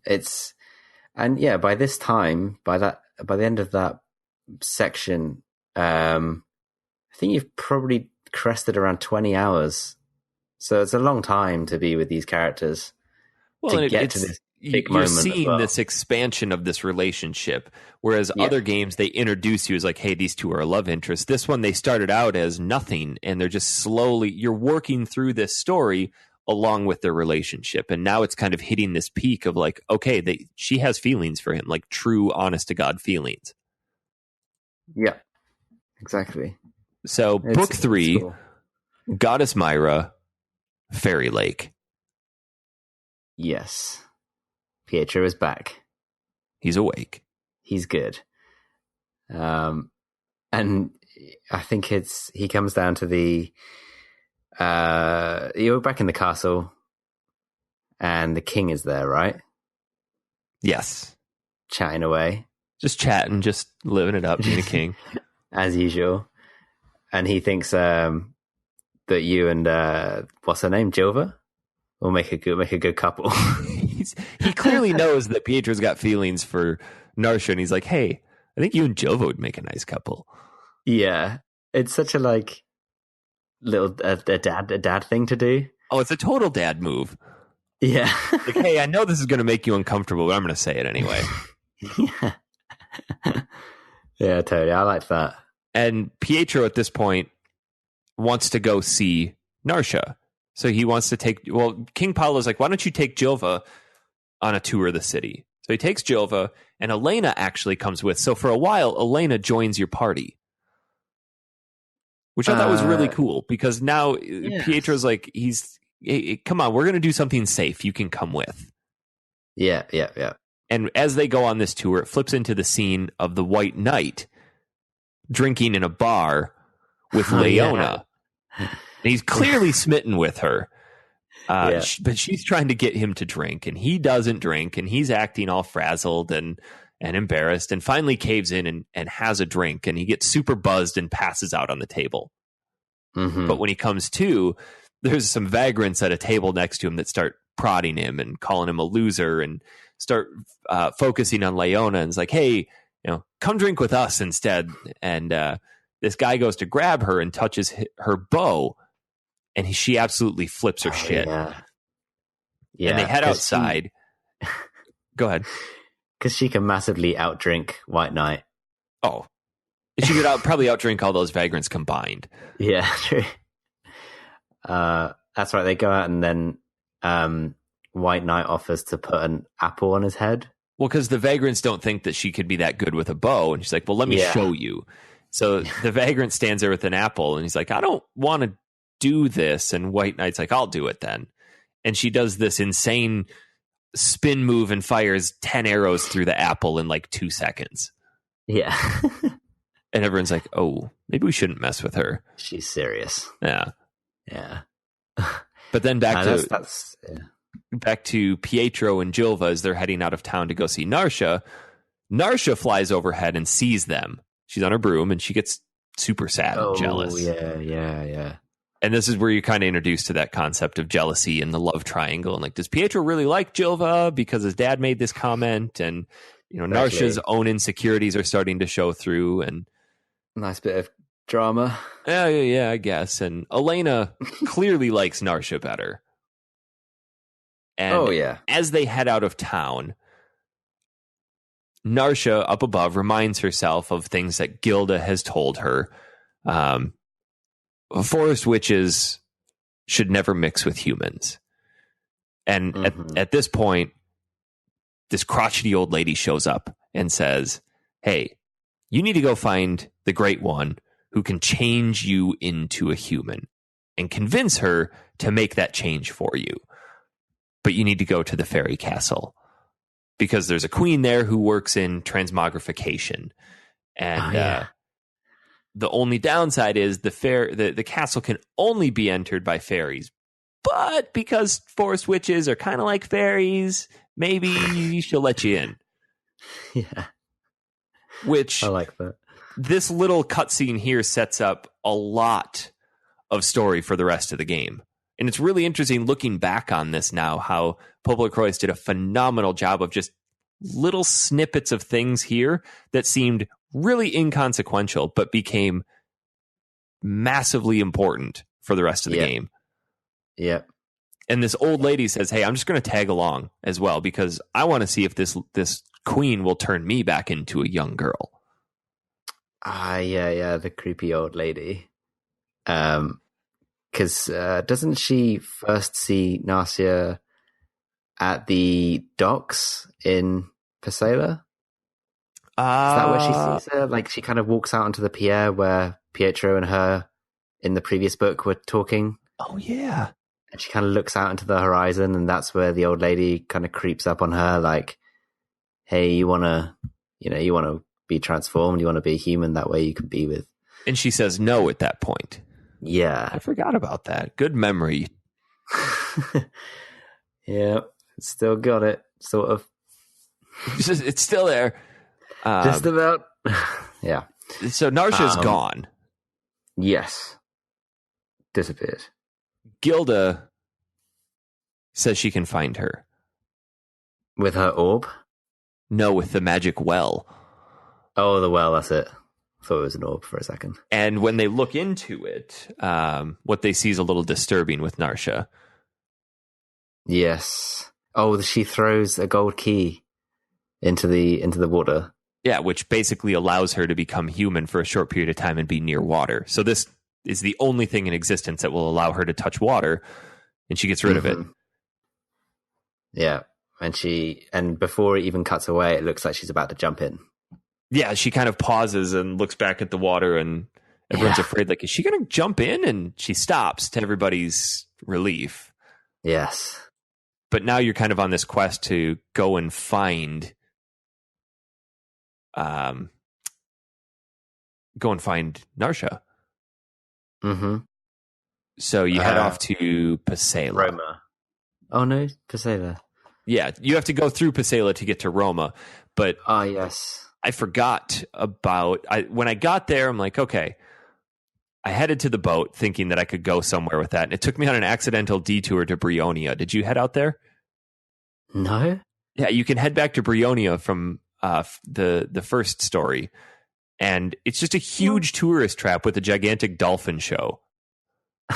That's It's a SeaWorld. It's just a big old SeaWorld, and there's nothing else there to do except buy a stupid expensive ticket to the dolphin show. What? It's just really interesting. Crazy. I had no idea. Yeah. Oh, well, instead, though, you're supposed to go to the mountaintop. Yes. Back to the mountaintop. I think this is the first time. Oh, it is the first time. Yeah. So you start seeing strange signs set up everywhere, and it eventually clips over to Boxy setting up a trap for the whole gang, but he realizes that he's too late. Stupid Boxy. Dumbass. Fucking idiot. But you come across the village that Leona lived in, and you meet her father, and you sit down for dinner and drinks with her father, and her father starts spilling all these really embarrassing secrets about Leona. You know, she's a crybaby, and she wet the bed till she was 10. And she gets super embarrassed and runs out, and White Knight, being the gentleman that he is, goes after her. Oh yeah, because she's a bit of a tough cookie, isn't she? So she kind of, but she clearly has this soft spot inside. Yes, and her dad's just doing what all dads do again, you know, embarrassing her. But yeah, like, she has this kind of hard exterior, I felt, throughout the game. Well, and after she leaves, her dad starts talking to everybody else about how Leona's mom could talk to animals, and that caught her a little bit of flack. So they moved up to this mountain village and had Leona, and her mom died shortly after Leona was born. But Leona inherited the ability to talk to animals. But they need to stay up here because other people don't realize that or understand it. Yeah. And there's a flashback with Zool and Garp picking on small animals up in this mountain town, and Leona pops in to intervene. And they threaten to attack her. Her dad jumps in. They attack him and turn Leona into the Black Lion. Yep. So that kind of pieces that all together. And Leona says that she saw Narcia earlier in the woods. So they need to go, and they have Leona's owl as a guide. Or they think they request if they can have a guide because they need one, right? Yes. But before they go, they need to spend the night, and there's such a super awkward scene with her dad, where you head back in, and he's in there. He's got his shirt off, and he's showing everybody his scars, and he's like, "Oh, check this out!" And he acts like he's about to drop his pants. I don't remember that. Oh God, that was so funny. I think this guy's about to drop his pants for a bunch of teenagers. It's like, look at this one. Clearly a dick joke. Oh, yeah.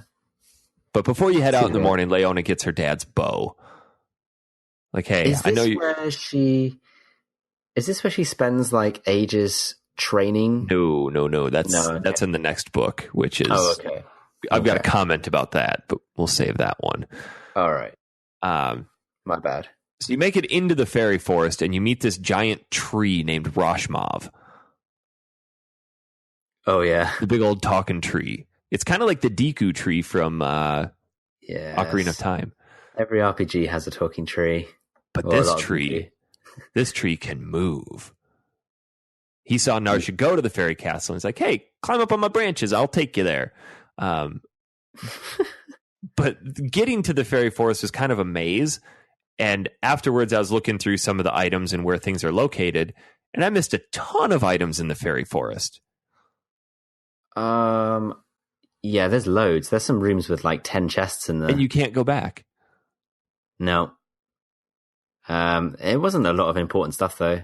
Okay. Well, that's good to know. It's always like random amounts of gold. Like you can open one chest and it'll be 5,000 gold, and another one it'll be 15. Yeah. Or 1. It's kind of still, weird. Hey, free gold. Yeah, I'm not going to complain about free money. While they're traveling atop this tree, there's a quick little scene where you see the castle emerging out of the lake at night, and there's that old lady is pushing Narcia to go in. And here you kind of realize that, oh, this is really Garp in disguise. And he starts to reveal his true intentions, and now that he's into the castle, turns Narcia into this little creature. Yeah. And then assumes the form of Narcia. Garp does. Yeah. So they go in and see Medea, who is the queen of the fairies, and she mistakes Garp for Narcia. Naturally. And I have a note here that says the seal is broken, but I don't remember what seal they're talking about. The seal to get into the castle? Yeah, maybe, because it can only be accessed by fairies and a forest. Well, that would witch. make sense, because then you see a bunch of monsters running across the bridge into the castle. Yeah. Yeah, and true. it's a pretty straightforward dungeon from here. There's a ton of treasure chests. Yeah, and then Jilva, at some point, like you get near the big door that you have to go through, and then there's this cat. Obviously, that's Narcia, and then Jilva does the famous spinning roundhouse kick. And the cat falls in front of the door that you're supposed to examine, and it's really difficult to examine that door. There's like a 1 pixel area that you can stand on. Did you have trouble with that? I don't remember struggling with that, no. I couldn't get through the door. Whenever I'd press examine, it would talk to the cat. So I just turned around and kept walking back out. And I'm like, I don't know where to go. Oh, jeez. That must have been a little bug or something. Yeah. But you get through, you see the fairy queen obviously passed out on the floor, and says Pietro and his friends need to get to the stone tablet before the others do, and looks like she's about to die. So you go to find the tablet. Of course, Maira's back there with Garp, dressed as Narcia. And they have 3 of the tablets and just need 1 more. But she's surprised to see Pietro because she didn't know that Pietro had come back too. And Pietro really thinks that's Narcia with Maira. Yeah. So he's a bit confused as to what's going on. And then, of course, Maira disappears with the tablet. And Garp turns into a giant bird. Of course. And this is the first boss battle that has a ton of HP, like stupid amounts of health points. Yeah, considering the average amount you give out as damage, relatively speaking, there's a lot of HP. It's one of the first long bosses I remember. If you do an unfocused, just basic sword attack, you're looking at maybe 95 to 150, depending if you get a crit. Yeah. But if you focus and do one, maybe 200. So this one really, really relies on using focus and specific enemy weakness skills. Yeah. And you get another orb. I think, if I remember rightly, the bird, it kind of mimics some of Pietro's moves. Yes, it actually will copy a lot of the player's skills. So it'll do like this little slot machine move where it picks a random character and then utilizes one of their abilities. And sometimes they can be pretty devastating depending on what it picks. Yeah, because the bird nailed me a couple of times with Slicing Wind. Oh, yeah, and it had a wider breadth to it as well. Yeah. But I don't think anything else. Maybe, I think the bird also used Sexy Dynamite or something. From Jilva. Yeah. So dumb. Yeah. But when you beat him, you get another orb, powers up the sword. Obviously still not using the dragon sword. So I think maybe had I been using it, it would have been really powerful as these orbs get absorbed. But I was too far gone. I was too committed to the other stuff. But an earthquake starts happening, and you see Medea on your way out, who's still alive, and you want to help her naturally, but she says, "Hey, just go. I'll never die as long as I stay in this castle." Yes. And Pietro says or asks him, what is Narcia? What is her relation to you? And Medea only responds with, "You'll find out when the time is right," which is another allusion to Narcia's huge plot twist. Mm-hmm. Oh, yeah, we'll get there. And as they leave, Medea's dying, in quotation, breath is Pietro's half human, half dragon. Surely he can save her. Yep. Which, again, looking back on it, is another huge implication of, this is what's going to happen at the end. Yeah. It's super cool how they foreshadow this stuff. Yeah, they really do kind of align it all up nicely for book 4. And you see Narcia passed out on the ground outside. Oh, yeah. Pietro picks her up, and the only thing Jilva can say is, "I'm so jealous." Yeah. And the castle sinks. Yeah, I do like Jilva. But she does have a little bit of a saving moment where she's kind of convinced that everybody hates her for kicking Narcia, which is probably true. Yeah. But they're like, "No, we're your friends. We like you, I guess." Bitchin'. Yeah. But Narcia tries to tell Pietro something, and they kind of have this moment where where they promise to always be together, there for each other. I can't remember the quote that Narcia says. Well, Pietro, first of all, kind of scolds her. He's like, "Hey, don't ever leave without telling me again." And that's where they go through this exchange of Narcia saying something like, "As long as you're with me, I'll be happy, and that's all that matters." Yeah, and the book ends with Pietro saying, "I'll stay with you." Yeah. And then they have this bond. We get into book 4, which is the biggest, longest grind. It's not bad. It's just so long. Oh, it's grindy as hell. I mean, it won't take us long to cover it, but it took so long to do. Yeah, because I'm trying to think. Book 4 begins. You're back at Gilda's, aren't you? Yes. And Narcia's resting. Yes.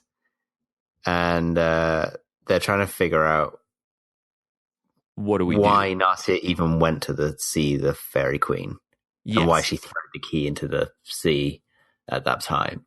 And then Gilda obviously knows why. Or she guesses, at least. Yeah, she has an understanding of why, because you don't really... Gilda plays a lot of her cards pretty close to her vest here, and she doesn't really let on that she knows more than she does. All she does at this point is explains to the group, like, hey, witches are not allowed to love humans, and that marriage from another race is impossible. Right. To which Pietro replies, like, hey, look at my parents. Not only are they two different races, but they're two different species. Yeah.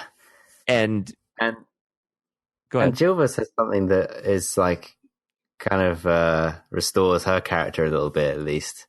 Oh, absolutely. The Narcia should actually be able to, choose who she wants to be with. Yes. And so, yeah, it was a nice thing for her to say. She starts to grow up a little bit and come around to the idea that, Pietro and Narcia are probably pretty good together. Which I think is great character development, because it would have been super easy to just keep her as kind of this antagonistic love interest that is constantly trying to scuttle and sabotage Pietro and Narcia, but they bring her back around, and I guess this is where I kind of regained a little bit of my favor towards her, because she's big enough to recognize, like, okay, great, I have feelings for this guy, but clearly he doesn't have feelings for me. There's this other girl who's fighting for him. Maybe I should back out a little bit. Exactly. Yeah, so that was cool.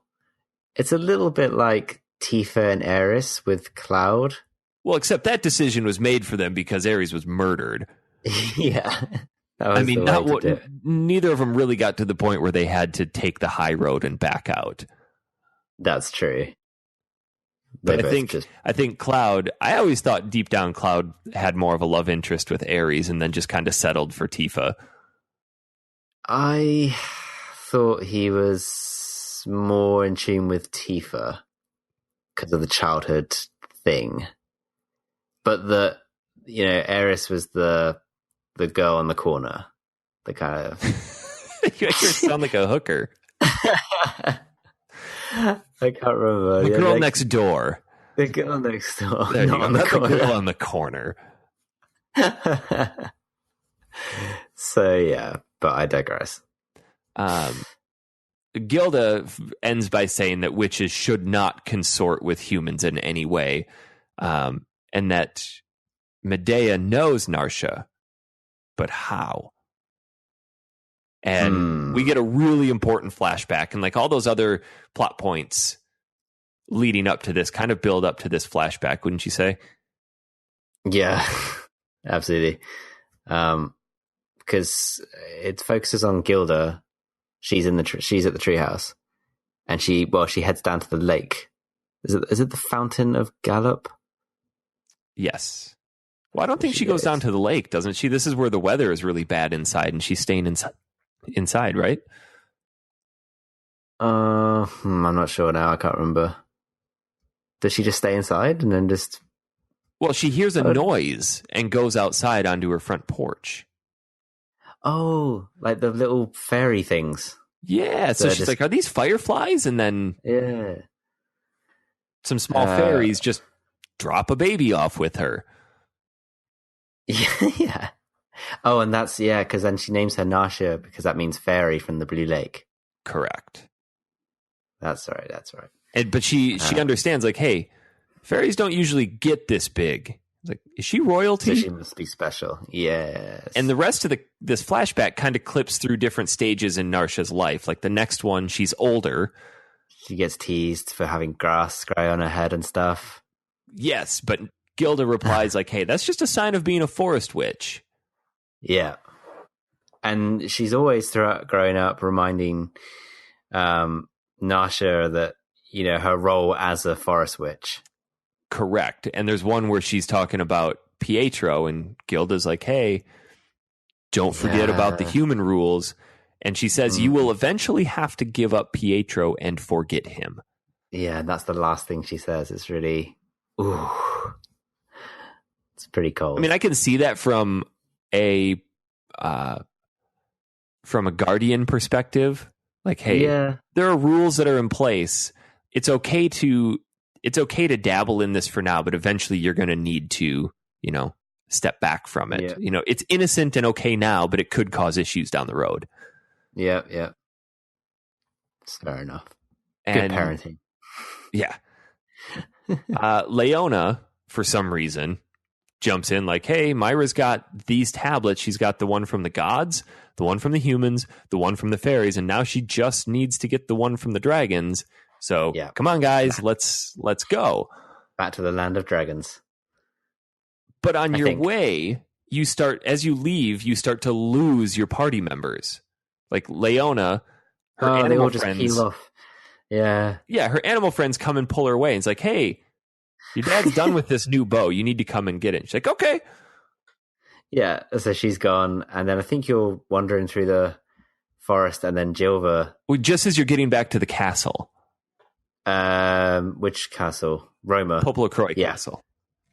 Oh, I thought it was in Roma. No, okay, it's PoPoLoCrois. Rumba's there, Queen of Roma. Yes. So you lose those two characters for the time being. Correct, because Jilva's mother says, hey, it's time to go. So you go to the throne room, give the king a breakdown of what's happened, and that you're to leave the next morning. And here Pietro starts to have dreams with this character named Vasqual. Was he in the earlier books or earlier stories? No. Okay, so Vasqual's a new character.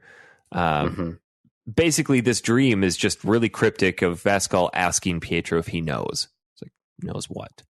Yeah, and there's nothing beyond that. No. But when you wake up, Maira is beside your bed and tries to attack Pietro, ends up attacking the king. Yeah.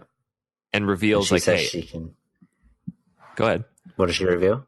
She reveals that she can overpower Jarius with the power of Barbaran. So that's where you really like, okay, she's trying to get revenge on her dad by reviving the chaos of Barbaran to take him down.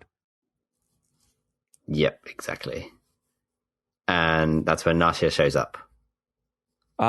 Actually, before that, she threatens to kill Pietro because Sonia, his mom, comes in and says, hey, I'm going to kill you unless your mother gives me her body because I need a physical form. Yeah, that's right. So she steals Sonia and disappears, and the king wants to go after her, but Pietro obviously says, no, I'll go. And that's where Narcia shows up. It's like, let's do this. Yep. And this is where you can finally fast travel. Is that? Oh, finally. Yeah, because you leave the castle, start running across that bridge, and it's always at that halfway point. Often something stops and happens, and then Gilbert rocks up, and he's like, "Hey, I'll take you to the land of dragons." And I think does he give you the ocarina? Yeah, he says, "Hey, if you ever want to call me, use this." Blow on this little thing. Yeah. Which, so good. As soon as that menu came out with all the towns, I was like, oh, at last. Fine. That should have been something included from the way start. Somewhere in the middle at least. I mean, it was almost, I kind of like how the original Final Fantasies had that build up to getting to the airship. Yeah. But it was always right around the halfway point. This one is in the last 5 hours of the game. Or at least like a middle bit of travel. Like, when you end up with the little boat in Final Fantasy VII. Yes. I forget what it's called, but it's like a plane that just goes around the shallow areas. Mm-hmm. But yeah, you at least have some form of or even the buggy. But yeah, you just go from like running and walking everywhere to boom, dragon that will take you all over the world. Yeah, because there's really no point in revisiting all of those same locations over and over and over again. I mean, the cities, yes, but the lands in between, because the enemies don't scale with you. exactly. And it just becomes tedious. And I always just throw on Guardian and go. Did you? Yeah, same. Did you go to the when you first were able to travel? Did you go anywhere else first before going to the Land of Dragons? I did not. Are you talking about those question mark towns? Yeah. Yeah, I have a couple notes about those. Okay. There was one of them you have to go to get Kim and Doji, but we'll get to that. There was another one. Which I didn't go to. The other one. I didn't go to that one. Oh.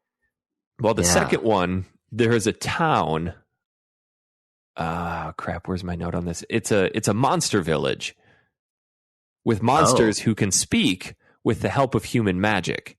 And there's like this constant battle going on in the middle of town that people are betting on. And they're always trying to better themselves to do better in combat. And if you walk around and talk to people in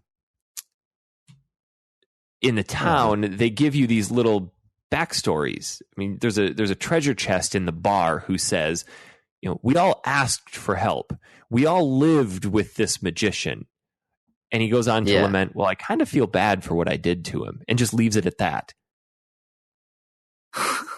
And it's this really weird place with these weird characters. You walk into one house and there's a bird who's married to a merman. And there's there's an attic with bats that are really averse to light. And there's like bioluminescent mushrooms up there. And it's just a really odd place. Nothing to do, nothing to buy, no plot, just a weird place. That's so weird. Yeah, no, I cool. didn't go there at all. But yeah, I would have. But when you eventually head to the Land of the Dragons, it clips into a cutscene, and this one's easily the best cutscene yet. Oh, this is. I'm trying to see my note on that one. It's with the Great Lord, or the Great Lord Dragon, and Sanya on the ground, because Maira has defeated the Great Dragon and has the tablet, and goes to wake Barbaran. Oh yeah, because that's the one where Sanya dies. Actually dies. Yeah. And what really brought this one home for me was Pietro's just massive breakdown that he has at this point. Because up till now, he's been this really strong character who can overcome the wildest adversity. Yeah. And he's already saved his mother once. Yeah. He's normally very... he's pretty calm, but at this point, it's like I had to turn the volume down on my PSP. He was shouting so hard. Well, he goes through, he's like, I'm not doing this anymore. I don't care about this world anymore. Oh, yeah. That's right. Yeah, he's like, no, fuck this. I've done way too much. I actually totally agree with Pietro at that point. I'm like, yeah.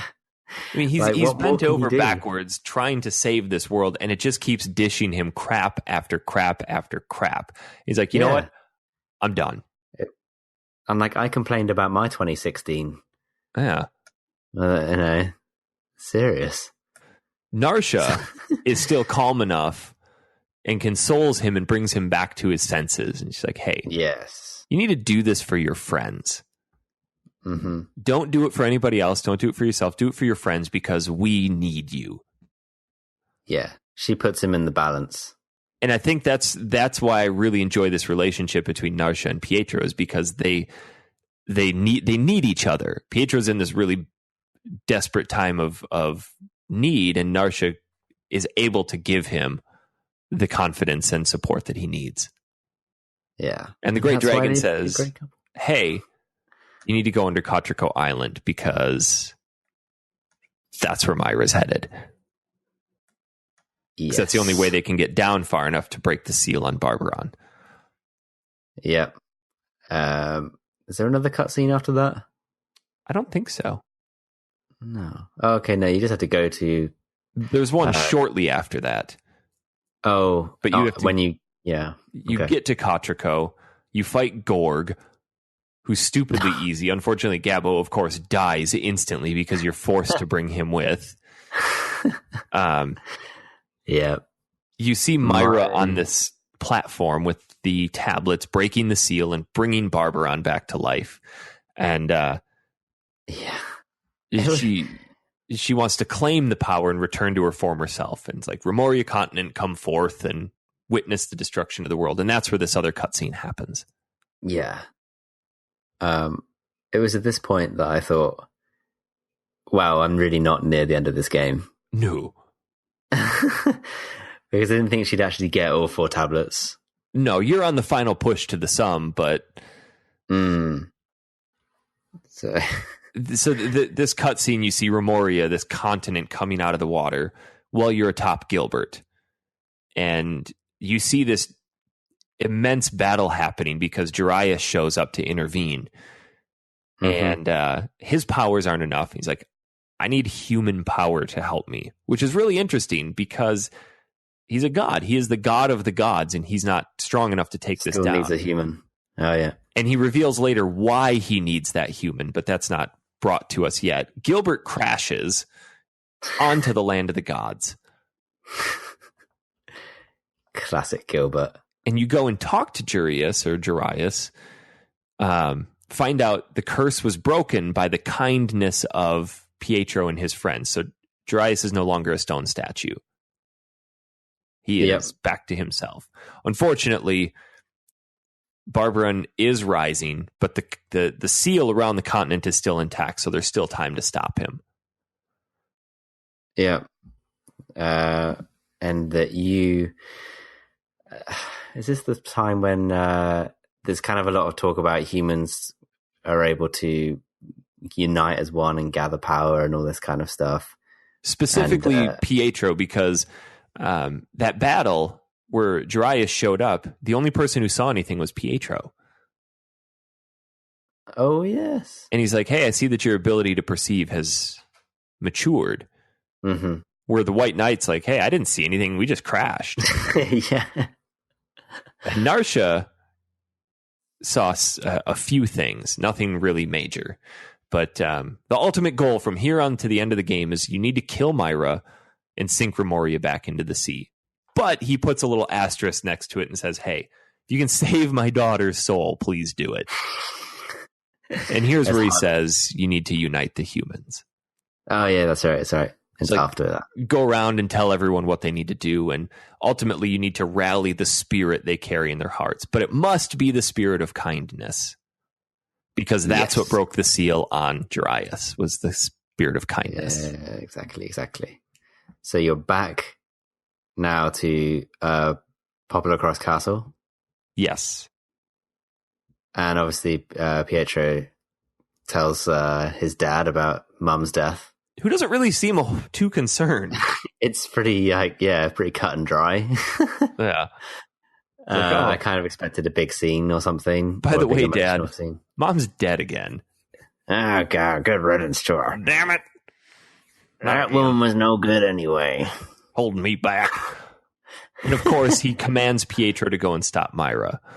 So this is actually where you get the ability to fast travel, now that I think about it, because the other one, Gilbert just picks you up and takes you. Oh, okay. So here, Gilbert comes out and like, okay, now let's go. And you can go to wherever you need to. This chunk of the game, side quest, probably could have done without, to be quite honest. I feel like it was just padding. It really did feel like that. I was like, every game has that bit where, or like that level or that world where you just have to slog through to get to the better stuff. Yeah. And I think this was PoPoLoCrois's time. I don't want to spend a whole lot of time on these because they really don't do a whole lot to expand upon the plot. Yeah, they don't. You basically have to get all the characters back together again. So I think there's 4. There's Jilva, Leona, Gami Gami Devil, and Kim and Doje. And they are on. Yeah, I think it's just those guys, and then they're on different parts of the world, so you have to fast travel yourself around and try and locate. But you have no idea where they are. You can take a guess. The only one I did without a guide was Leona. Yeah, that one made sense. Like, the Jilva one made sense too, but actually doing her little quest was super difficult because it took me so long. You get there and her mom's giving her lessons. Actually, before you get there, did you see the guy outside, the bodybuilder flexing his muscles? No. Did you talk? Oh man! So if you talk to him, he's like, "Hey, I sense something's wrong, but nobody should worry because I'm going to stop it with this great body." And he's flexing his muscles in this Speedo.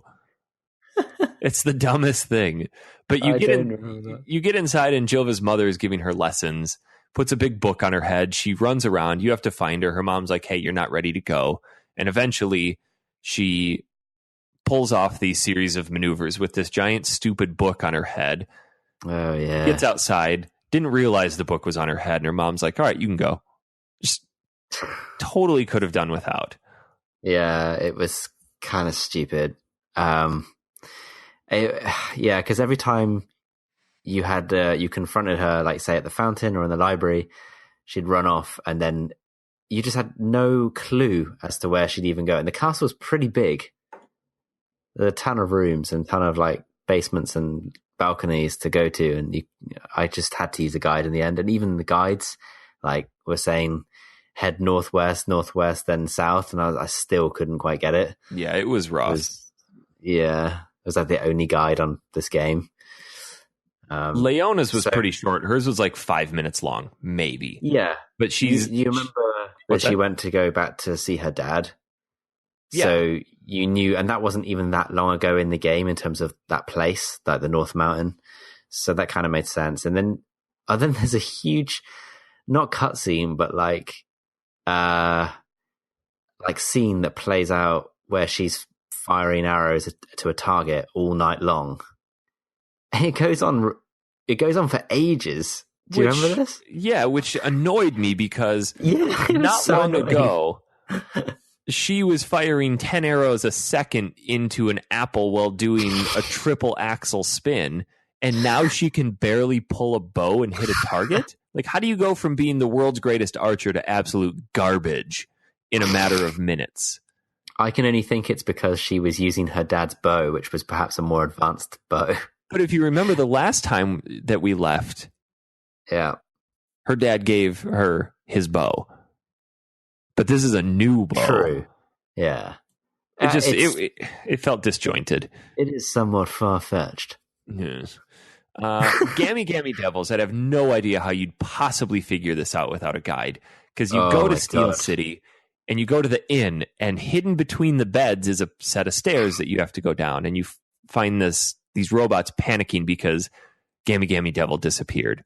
Apparently he went to look for Narcia after she disappeared in his new plane called the Gammy Gammy Wing EX.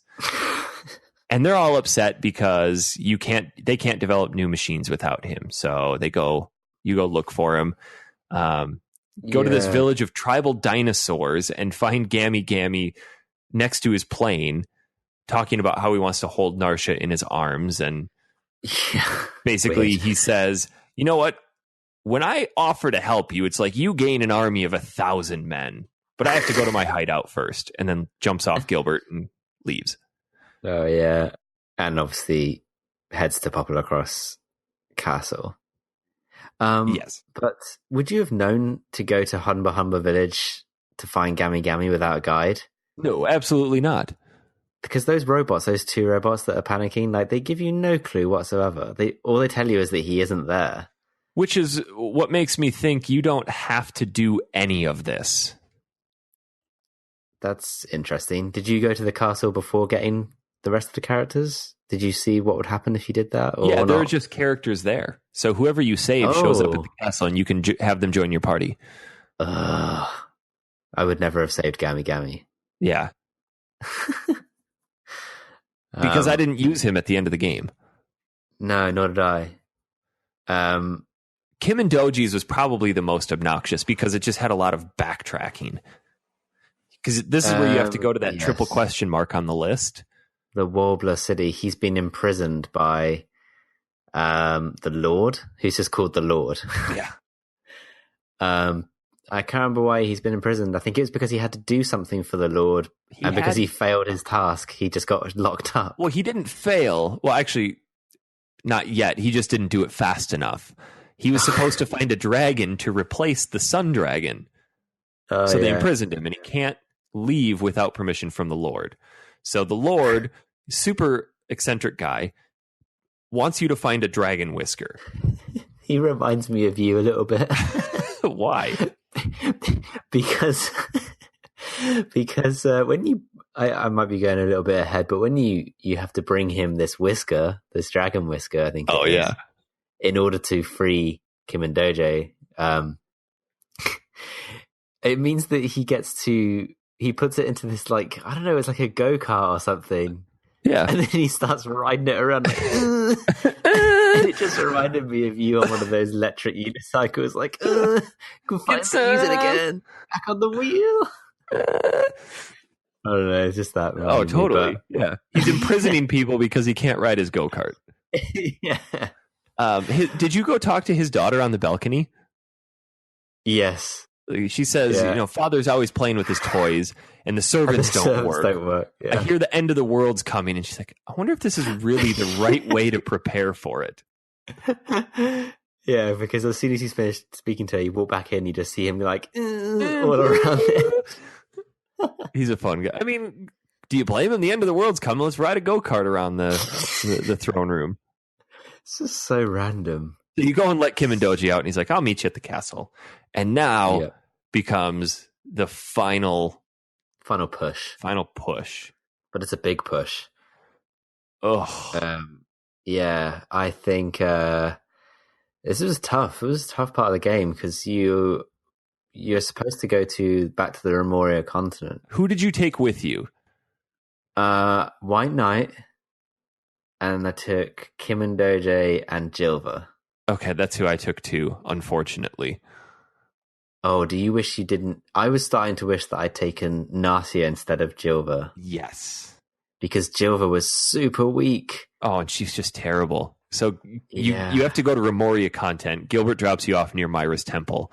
And when you walk into the room, you step on this sigil, and all of the characters are separated and dropped into these different rooms. Different sections of the same dungeon.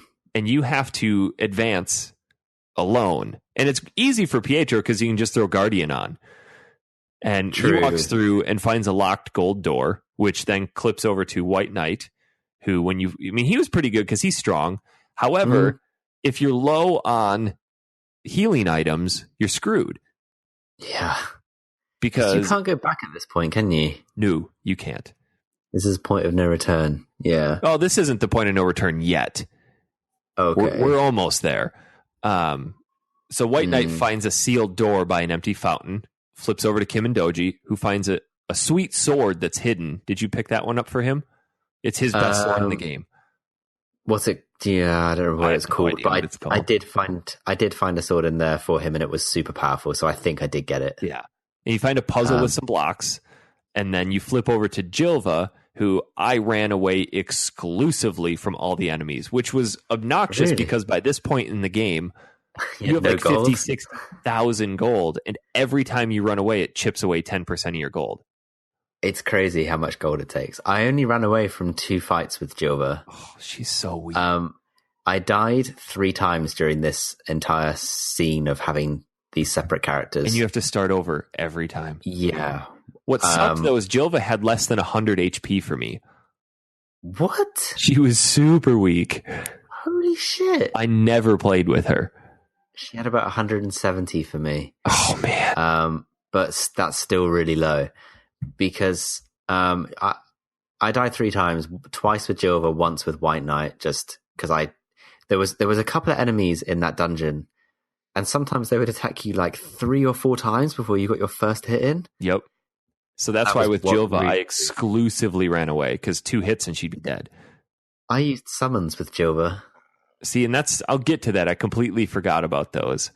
Okay. But yeah, Jilva runs into this bridge that ends up collapsing into a pool that Pietro found, breaks down the door, which then the water rushes out, breaks the wall by Kim and Doje, and then you flip back to Pietro, who walks into that room and pushes a whale back into the water. Oh, yeah. What the hell was that all about? I don't know, but I just figured by doing this good deed, the whale is going to come and save him later on or something. Or no bearing on the rest of the game. No, the whale saves him later on. Do you remember? No. Yeah, the way Pietro. When you come to the end of this scene, when all the characters are coming together, Pietro is the last guy to run across the bridge to meet with the other four or the other three. And the bridge breaks. Pietro's falling down to the water, lands in, and then the whale basically swims underneath and propels Pietro back up to the point where Pietro can then hang on to the edge and carry on. Oh, I must have missed that. There's no real thanks, Mr. Whale. It just happens. Interesting. And there's no dialogue, but it's just assumed that, hey, I did a good thing by saving the whale, so now when I really need it, the whale comes to my rescue, basically. But yeah, I was pretty tired at this point, so. Oh yeah, I was on a nighttime flight at this point, but I remember because it was quite recent. So you get to a room with a guy playing an organ, and Pietro passes out, and you flip back to White Knight, and this is where I struggled the most with this scene, because you had to go and fight the Chaos Commander. And I had White Knight pretty leveled up, but he would cast this spell on you that would slow you down. So he would get 3 or 4 attacks in before you could do anything. And the only option you had was to heal if you wanted to stay alive. And it just became this cycle of healing. And I died 3 times. I didn't die. I don't think with the Chaos Commander. If I did, it might have been just once. But he was tough though. I was like you, healing a lot. I took 99 of every healing item to this dungeon. Well, because I sent you a message and said, hey, before you get to this point, spend all your money. This is where I finally remembered, I have summons. And I just summoned an orc fighter and destroyed him. Yeah, that's fair enough. I didn't summon. I only summoned with Jova, and I summoned the same dude every time. It was like a leopard or something with a spear. See, when I used the summons, they disappeared out of my inventory. Oh, there's 2 different types. There's the red summons, which are reusable. Oh. And the blue ones are one use only. Are the red ones stronger? Oh, yeah, they're really strong. They're like having a whole other character. Interesting. The Melia orb is the strongest. Okay. And it's thanks to a guide that I actually got that one. Oh, because you got that from the House Full of Cats. Yes. And also I got some sort of leopard orb, but I got a few of them, but I didn't use all of them. But he has a trident, and if you focus and use one of his specials, it's 350 damage, and it's a whole other character, and it adds a whole. It really helps with the last bosses, definitely. Huh. And you can just keep resummoning new ones when they die. I wish I would have known that. And when the battle ends, the character turns into a red orb and then just goes back into the body of the one who summoned. Interesting. So it's cool. It's a whole section of the game that isn't really. It's never really alluded to at all. It's never spoken about. Summons just seem like this bit part to the item menu, but they're actually really important later on.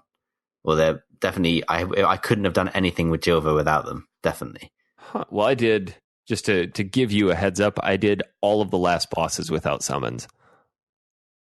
Really? Yeah. So even Zombie Dragon. Even what? Because Jova's boss. I had to use a summon for her because Jova was garbage. But the main bosses of the game didn't use summons because I forgot about them. I wouldn't have necessarily had to, but it just helps speed it up because the HP was so ridiculously high on Maira. Starting with the next battle, you get through all this, everybody's rejoined. Yeah. And Boxy was disguised as Maira to buy more time. So you end up having a battle with who you think is Maira, but it's really Boxy. And this is the first really, really, really long battle, 15,000 plus HP. Yeah. None of them are really that difficult. It's just typical battle management. Yeah, it really is. I was playing this and it was really late. I was really tired, and I ended up with just this strategy with Jilva, would use an item to heal the entire party 250 every turn. Mm-hmm. everybody else was focus and specials, and the characters were pretty spread out. Because if you were too close to Maira's tails, you would just get dicked around by those. Well, that's in the next battle, isn't it? Yeah, that's because once you beat Maira Boxy, battle. he retreats, yeah. and this is where you enter the point of no return. Yes. Once you walk into the next room, it is here you go to the end of the game. So this is where I stepped out, spent all of my money on healing items and revival items because I'm like, there's going to be a lot of fighting coming up. See, I didn't realize that, and after Boxy, I instantly just kept running forward, and I entered the battle with people on like half health and half MP, but I still managed to do it. So the next battle is actually fighting Maira, and she's kind of this angel with serpent wings. And this is where you enter all of the final form bosses. So you're at the tail end of the game, but I think from here to the end of the game for me was still 3.5 hours. No, about 2.5. Oh, wow. Because the final bosses took me, for 3 bosses, it took me over 2 hours of straight fighting. Like just combat. Jesus.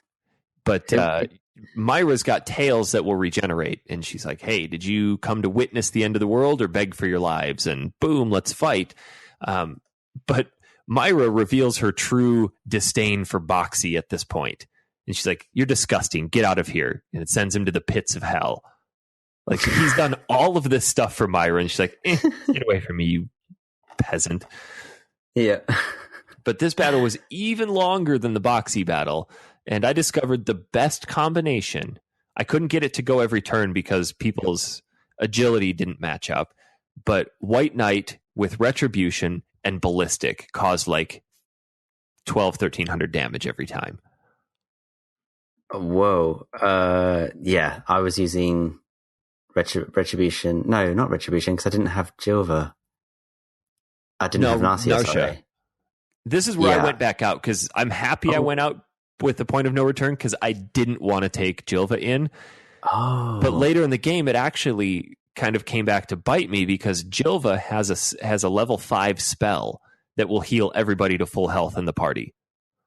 Yeah.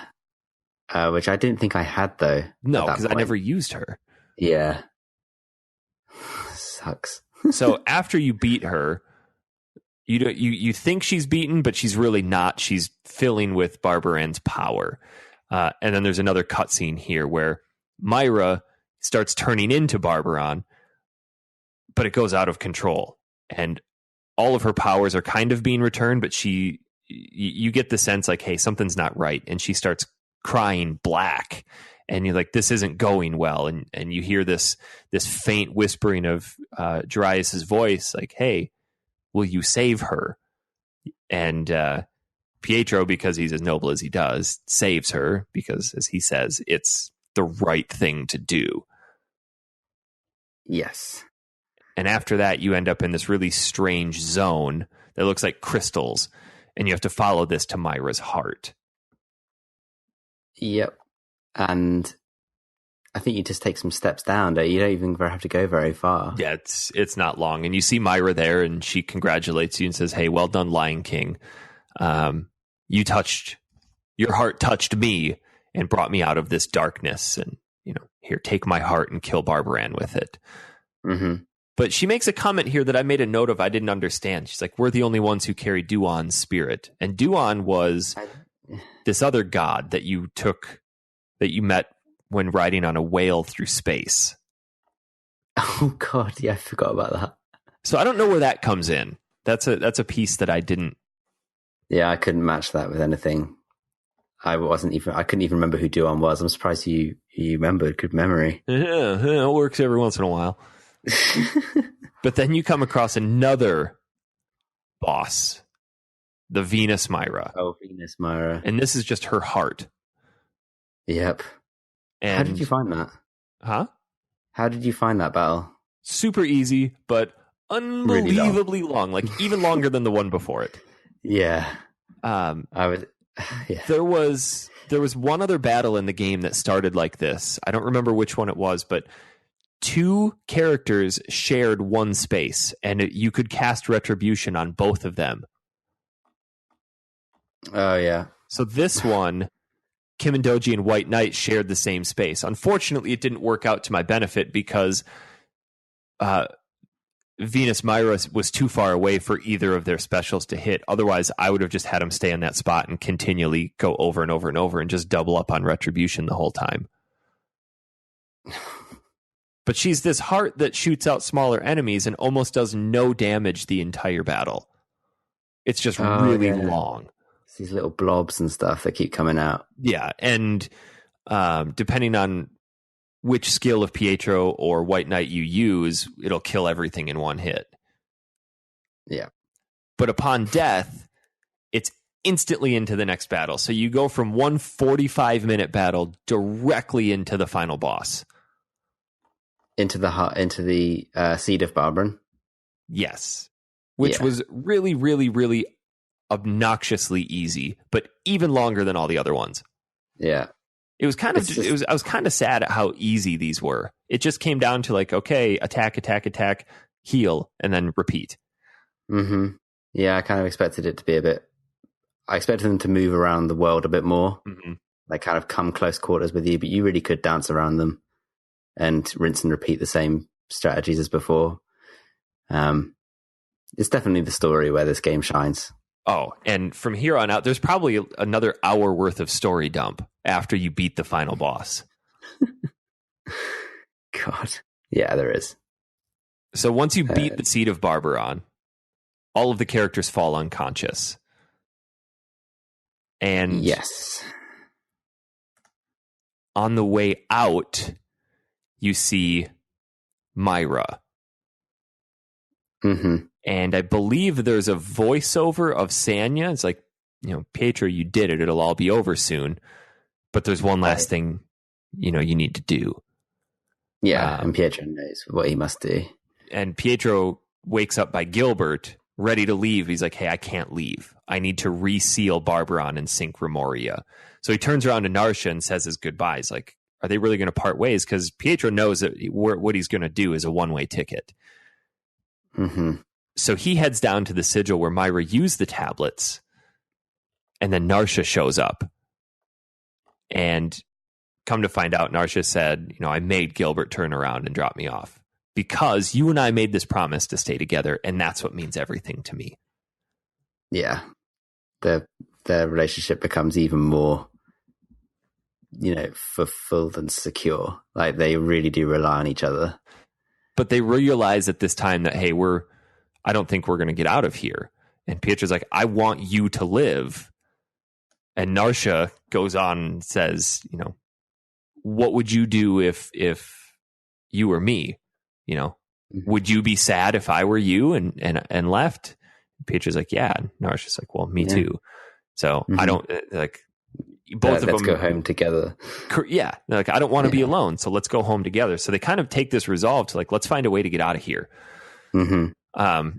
So they stand on this pillar and reseal everything, and the pillars start to close. Yeah. They like get to higher ground and stuff.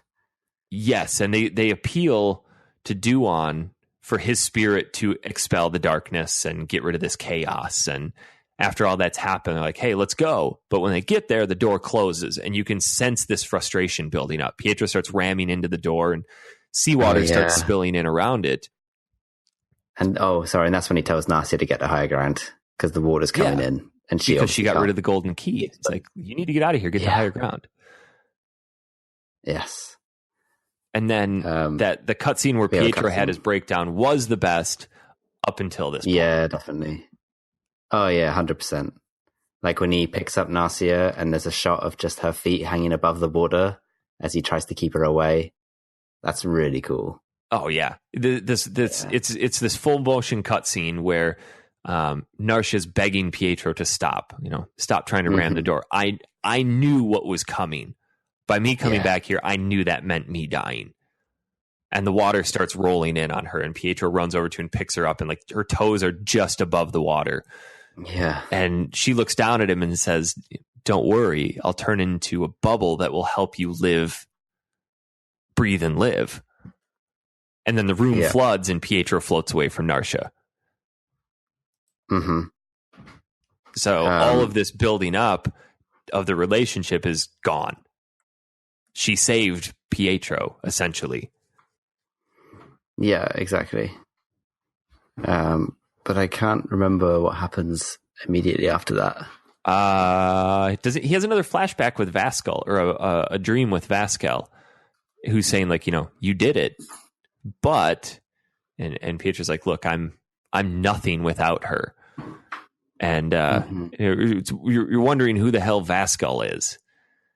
Because we didn't know earlier he was a new character. No, and he says, you now know what the true treasure of the kings is. Now, I'm going to grant you one wish. It can be anything you want. And Vascal looks at Pietro. He's like, you do know who I am, right? And Pietro's like, well, yeah. So Vascal turns into Darius. And Darius is like, I want to show you thanks for your heart filled with light overcoming darkness. So Pietro's like, I'm going to make my wish. And the book ends with my wish is ... and clips into the epilogue. Yeah. I think it would have been really powerful had they left it there too, because you clearly know what he was going to wish for. Yeah. But there could have been some other things. Yeah. I don't know why they, I guess it makes sense to have the epilogues, but I think it would have been really powerful to have just that bit.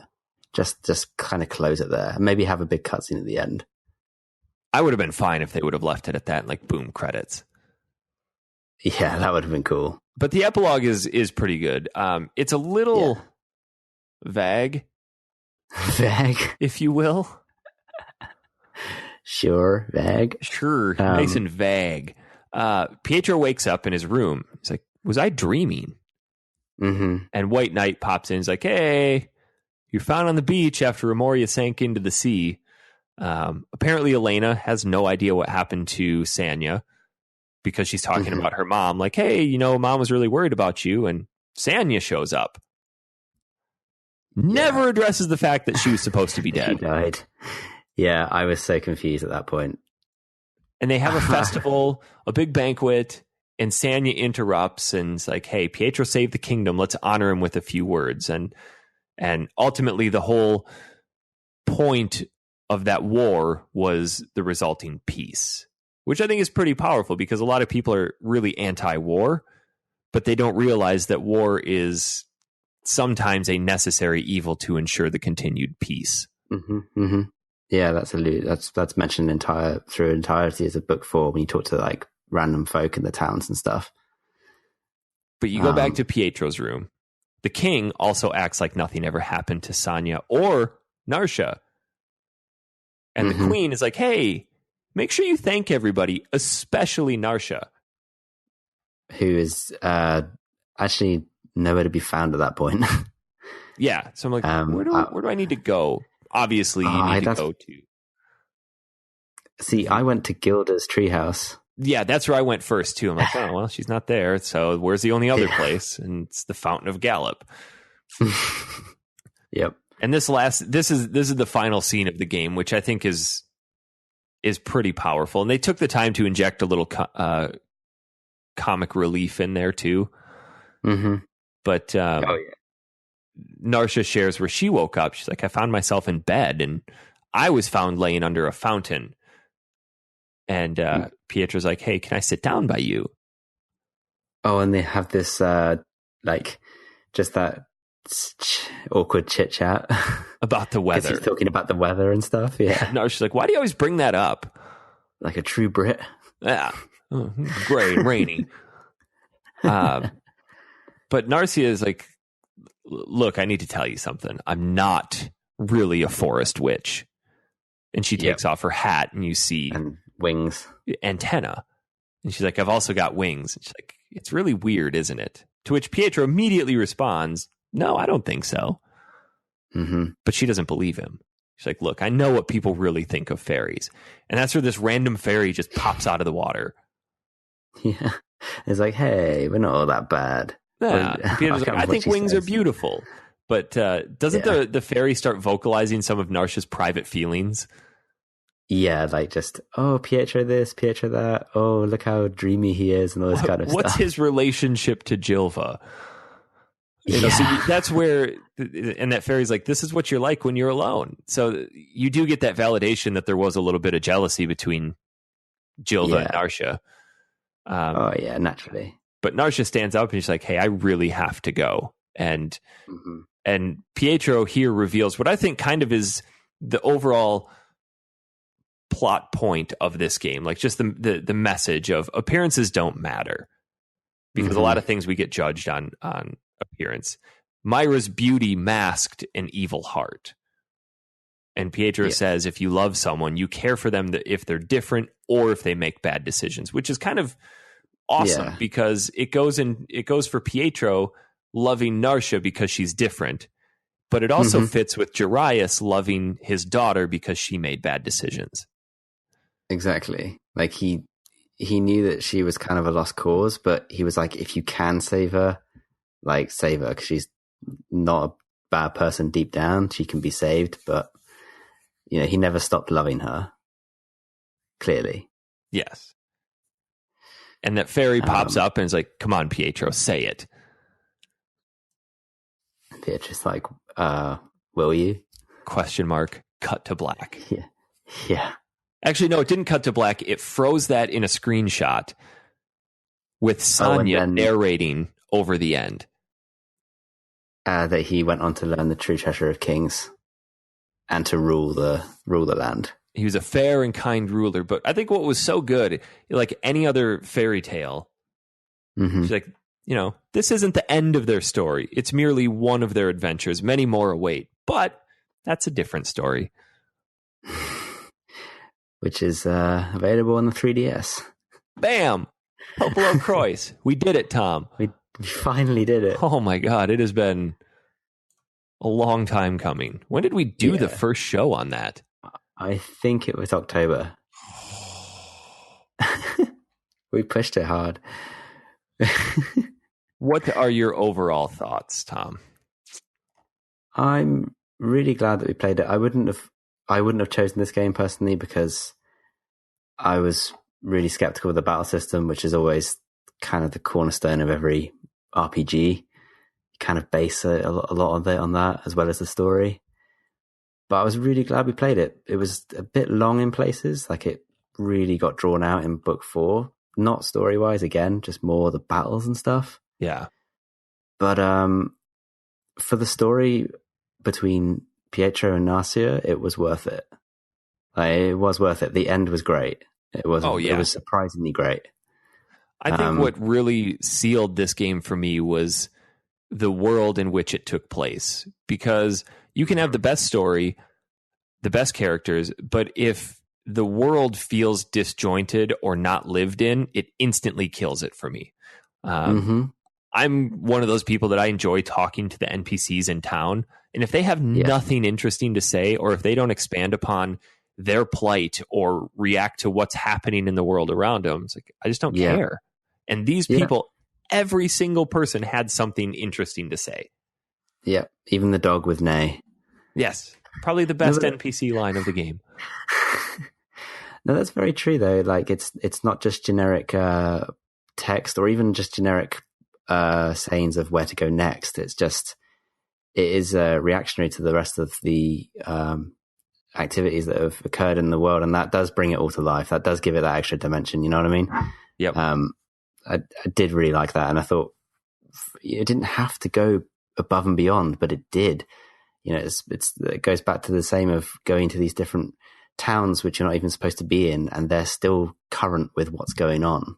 Like the townsfolk are aware, and they know who Pietro is, or if they don't, they have a desire to know who he is, and it's just very well connected, and there isn't that disjointed feeling. Everything does feel connected. Well, I think what would be fantastic too is, I'm not sure in what order this came out, like if the novels came out first, then the TV show, then the game. But if it was that order, then I feel like this would be a shining example of how to make a game out of a different story that people may already have a connection with. Yeah, absolutely. Because it's just so, I think in our first episode, we used the term whimsical.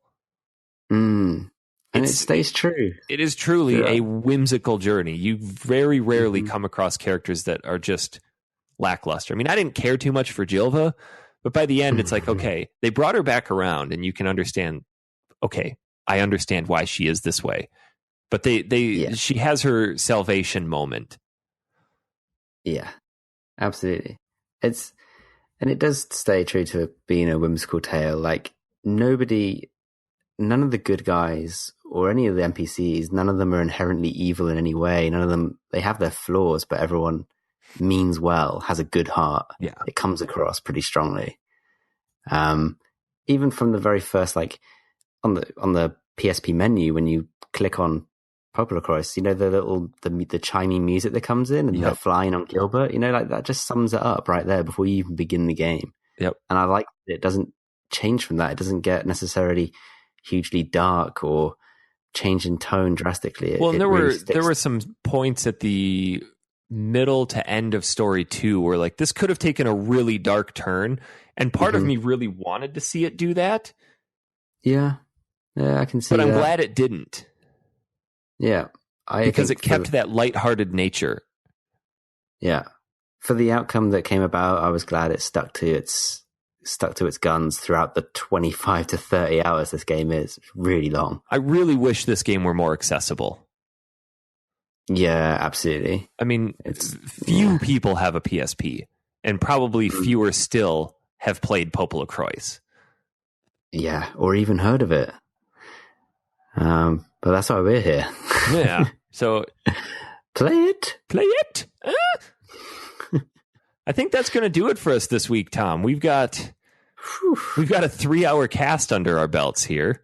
Wow. But we're done with this game.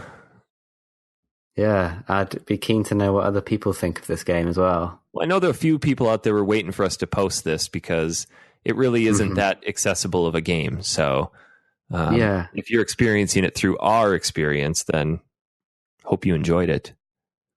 Oh, yeah, totally. We're going to be back in 2 days on Sunday, April 3rd, with a full crew. Jess will be back. Tom's home. I'm a boot. Dan is still around. And we are joined by a Patreon supporter, Matt Ernie, and we're playing Undertale. So, on that note, Tom. Yes. We'll see you all in 2 days. See you.